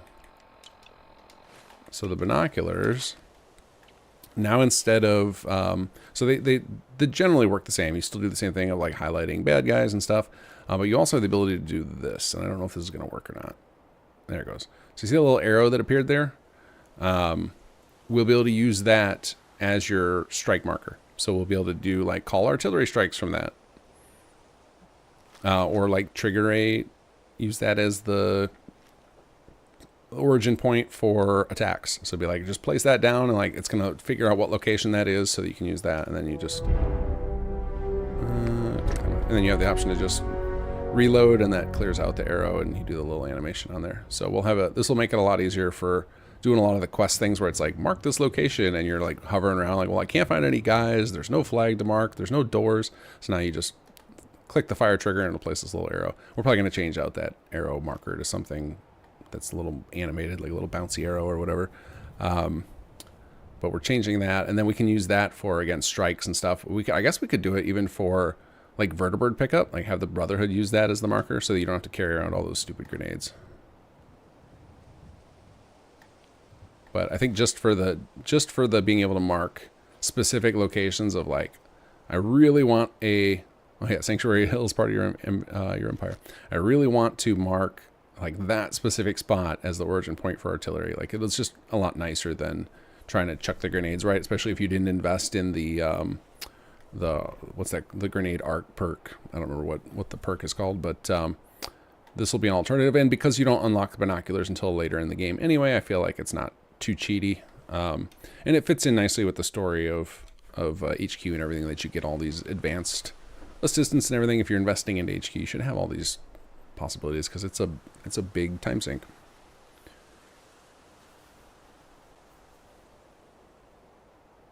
Will TGM make this unlimited use? Oh, for the for Euclids? No, so Euclids is going to, right now it's just because we're just in testing mode. But what it's going to do ultimately, am I on TGM right now? Better check before I jump off this tower. So you see this gigantic tower here. So this is going to be a new type of building plan called an architectural marvel.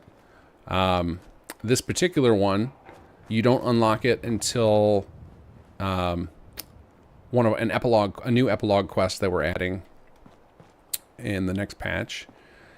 And these are going to be extremely expensive building plans that take a very long time to build, and they will require a ton of power. And basically, for each one of these that you build in power, you will be able to fire a shot from Euclid Sea Finder once per day for each one of these that you have operational. So, but it's going to be designed to be like, because like this basically kills off any encounter in the game. You go launch this at a base full of super mutants or gunners or whatever, like they are all dead. So we got to make it, we got to make you earn it because it is ridiculously OP. So it'll probably be once you do one and you see all the power requirements and the costs and everything, you'll be like, that's enough. But for those people who, you know, like to do a long play of thousands of hours on a character, they might get to a point where it's just like, oh yeah, I got the resources, I can build a bunch of these. And maybe that'll feel cool for them. But I really like this new tower design. It really came out good. It is a significant improvement from our SS1 version. So good job, Shadow, if you happen to catch this stream. Remember, good night, Kinggath. Past this old man's bedtime. Yeah, it's almost past my bedtime as well. I'm gonna go in another 5 or 10 minutes. Space Runner, any idea what mods you're gonna run for the Skyrim Starfield streams? So for Skyrim, I'm going to run East Empire and Bard's College, because you know, want to show off the stuff that we made. And if we finish that playthrough and we have nothing else for Skyrim at that point, then I'm probably going to do Legacy of the Dragonborn, just because that I've never done a full playthrough of that. I don't even know if I've ever like engaged with it. Like I've definitely played with mod lists where I had it installed, but I don't know that I've ever engaged with it. So, and I would like to experience, you know, like the mods that our mods get compared to in Skyrim. So like, I would also like to play with Inigo, just to like, I've seen playthroughs with Inigo, but I would like to feel it myself, just feel how reactive he is and why he's such a beloved companion. So I'm probably going to just have a handful of like ultra popular mods that are considered best of the best for Skyrim on a second playthrough. But the first one, my goal is to showcase, you know, what we've been making. So that'll be the first goal. For Starfield, probably just going to be playing out of the box to start. Obviously when Shattered Space drops, we'll go play that. But I might not do it immediately because I tend to enjoy my first experience with Bethesda stuff. I just like to do it by myself, so I don't have to worry about talking it out. I don't have to worry about stream of thought or anything like that. Just playing for myself. So I might not do my first playthrough of Shattered Space on camera. I don't know. I mean, I know I'm not on camera, but you know what I mean. I might not do it live. Not sure yet. But Starfield, I think, is going to be unmodded. And then after we start, like, ultimately all of this stuff, you know, I tend to try and do it. Part of the reason I haven't had this YouTube channel is to like show off all the work we're doing. Like, our team's putting in thousands of hours every month into these projects, so we want to showcase them. So that's going to be the start. But for Starfield, it's like I'll get a playthrough going, build up a character, and then I have it. And then it also, you know, the other thing with, in addition to showing off our stuff, is also like making sure that I make time to play these games. Because one of the things that tends to happen, and any mod author or even game dev will tell you the same thing, is like the more you get into making this stuff, the less you the less you give yourself time to play it, because you just end up enjoying the creation more. But I feel like when I get too far removed from the playing, then I forget about quality of life stuff. That stuff becomes less apparent to me. So like, I think a lot of the changes that we brought to SS2 have come from my direct experience, where I'm like, you know, it's one thing to hear people say like, oh, this is grindy, or this is slow, or this is irritating. It's another to feel it for yourself, especially on camera. Like I recently, Many a True Nerd did an episode where he did the Sal's quest, where you have to assign a medic. And he was like getting frustrated of like, I can't find a rank 3 guy. I can't, and like, this is so fiddly. And I remember doing it myself on stream, and I was just like, this is awful. Like, this is, and so I've had it on my to-do list to like, that needs to change. Like, that whole objective needs to change, and I just haven't had time to do it yet. But having it, the personal experience, like, I feel it in my soul when someone else complains about it, because I just remember it. So it's really important to me to just be playing this stuff a lot. And since we're developing a lot of things for Skyrim and Starfield, I want to like keep that in my rotation too, to make sure every week I'm like getting in there and feeling this stuff firsthand. Because that was for Bard's College expansion, that was probably one of the best things we did during development. Was we started after we got to our first like alpha prototype where we had most of the main quest playable. We started doing Friday team streams where myself or somebody else on the team would stream a playthrough of either the main quest, or like the main quest plus one of the mechanics, or like part of the main quest part and a focus on one of the mechanics, and we would all just watch it and like we'd look for little fiddly bits. And I think Bard's College came out as our most polished thing yet because of that, because not only did we had lots of folks testing it, but then also like we made sure our team was playing it and visualizing it and seeing it, so that we could kind of get rid of those little bits, and like everybody paying attention to like that thing where if I'm playing it by myself and I'm like, oh, that's kind of janky, I might gloss over it. But if in a team playthrough, if 3 people on the team are like, ugh, that's really bad, then it's like, oh, okay, maybe it's worse than I thought it was. So there's a lot of benefits to keeping the game in the rotation, just to make sure that we're making good content. Amos, can you do a long distance shot to see how it looks? Can you? Sorry, I was talking so long that I don't know what you're talking. Long distance shot of what? Oh, of the tower. Of the tower. Yeah. Like I just understood what I realized your message was only a few minutes ago. I'm like, uh-oh, did I miss one from a while ago? Carver, I want to make a city plan with this at its core. Yeah, it does feel like. Well, and that's what I'm hoping that the Marvels thing, I'm hoping more people are inspired to make those like add-on pack authors of this scale and scope, of like just epic things that make you want to do a build around, right? Because like, look at how big that is. It's ridiculous. And so I'd like to see more stuff like that. Like, this is one of the reasons why my original, the weather control device that we had, it was so piddly compared to this. It's like, no, that's not grand enough to do one of these. So, and like, you know, people could kit bash crazy big stuff like this. This doesn't have to be handmade in 3DS. You could absolutely, like, XV's got a bunch of ridiculous buildings already. And I think this is like, this is a great place to showcase them. And, you know, you can do like over the top stuff with them, like give them just ridiculous values. Like this one generates, you know, 10,000 caps a day or something, or, you know, make their abilities really over the top so that they feel worth it. Obviously, not every add-on pack author is going to be able to create, you know, a new weapon and a complex firing system, but I'm sure there's some cool stuff add-on pack authors will be able to do with this kind of thing. And if nothing else, just having like big flashy, like Harvick said, build around me, building plans, I think a lot of people will be excited about that. Hold on, I just missed a bunch of messages. Let me scroll back up. Let's see. Viper Recycling, the flash should look more like the synth teleport flash, just an idea. Oh, the flash from the from when the beam hits. Yeah, we can tinker with that on the actual iMod that it's using. I think I'm just using one of the nuke iMods, and it just looks the way it looks. I don't know what one would look better, but we can definitely experiment with that pretty easily. Raven Swift, I know I always talk about 3D NPC, but will you include that for Skyrim? It adds a lot of hours. Maybe. I know Chris well. I love his work, so that could be fun to play that. I've played his Fallout 4 one, Tales from the Commonwealth.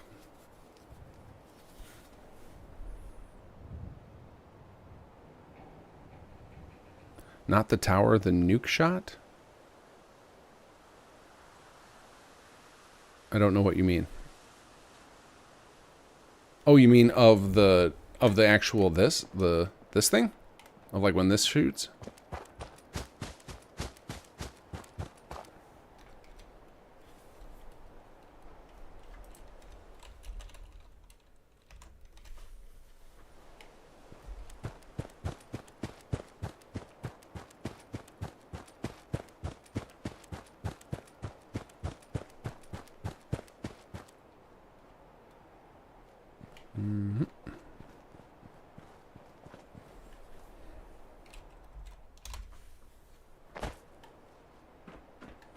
Oh, I got to see how far away. Yeah, I mean, it's only going to work 10,000 units away, so it'll, like, I don't know if it'll even go out there because it's not going to work in an LOD zone. It's only going to work in a loaded cell. So, like, if I shoot it out there, so it doesn't work. So, like, the closest I can shoot it, or furthest I can shoot is going to be like there, probably.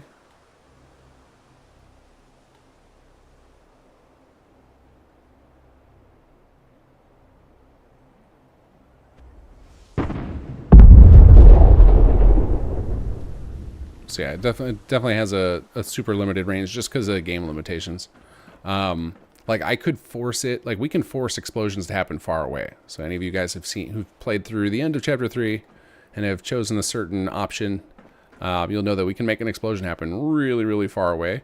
But with this projectile, even if I were to extend this range out super long, the projectiles only go as far as like the rendered area. So if I were to like fire out there, it wouldn't leave a reference that we could reference. So we need to have a hard coded one to use. So it's not going to look as nice. So it's pretty much just limited to the loaded area. So we might be able to get to Red Rocket from up here. Let's try. No, not quite. Let's try a little bit closer. There we go. I can get to there. Sorry, doggo. I can see him. You see dog meat walking around?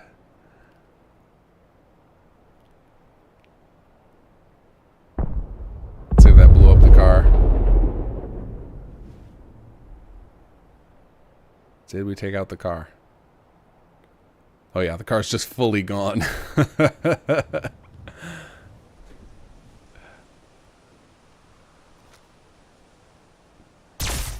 I wish this game had destructibility everywhere.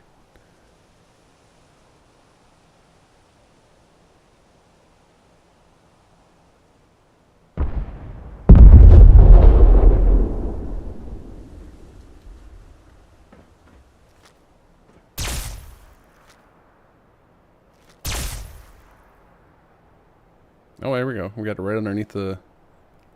Sorry, dog meat. So right now, I think right now you can just do that, and it doesn't count as you doing it.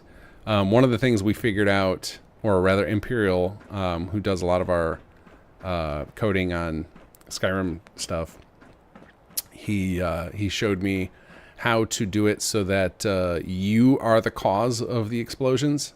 So like the player, the player can actually get XP for it. I need to rig that up for this because that's really satisfying when you drop a big explosion on an area and then all of a sudden you just get 300 XP. It's really nice.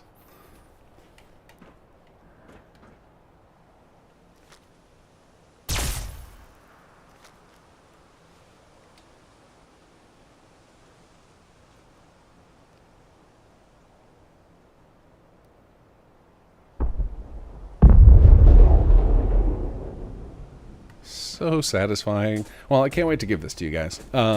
It's going to be very difficult to unlock. It's going to be deep in there. We're actually talking about, and currently, for story reasons, it requires a certain ending, and I'm working on a way to get it so that people who do a different set of endings can get access to it too. But I'll probably put like a cheat in the holotape to be like, just force unlock it, so that people can just go play with it right away. In fact, let me put that on my notes to do, because I know as soon as I put this like in the patch video, people are gonna like, all right, I need to play with that right now. And then if they find out that no, you have to do this specific ending that you didn't do, it's gonna feel bad. So put in cheat to holotape to force unlock Archimedes program. Okay, got that in my list. My to-do list. All right, guys, I'm gonna call it a night. I am heading off to bed, so thanks for joining me, and I will catch you all later.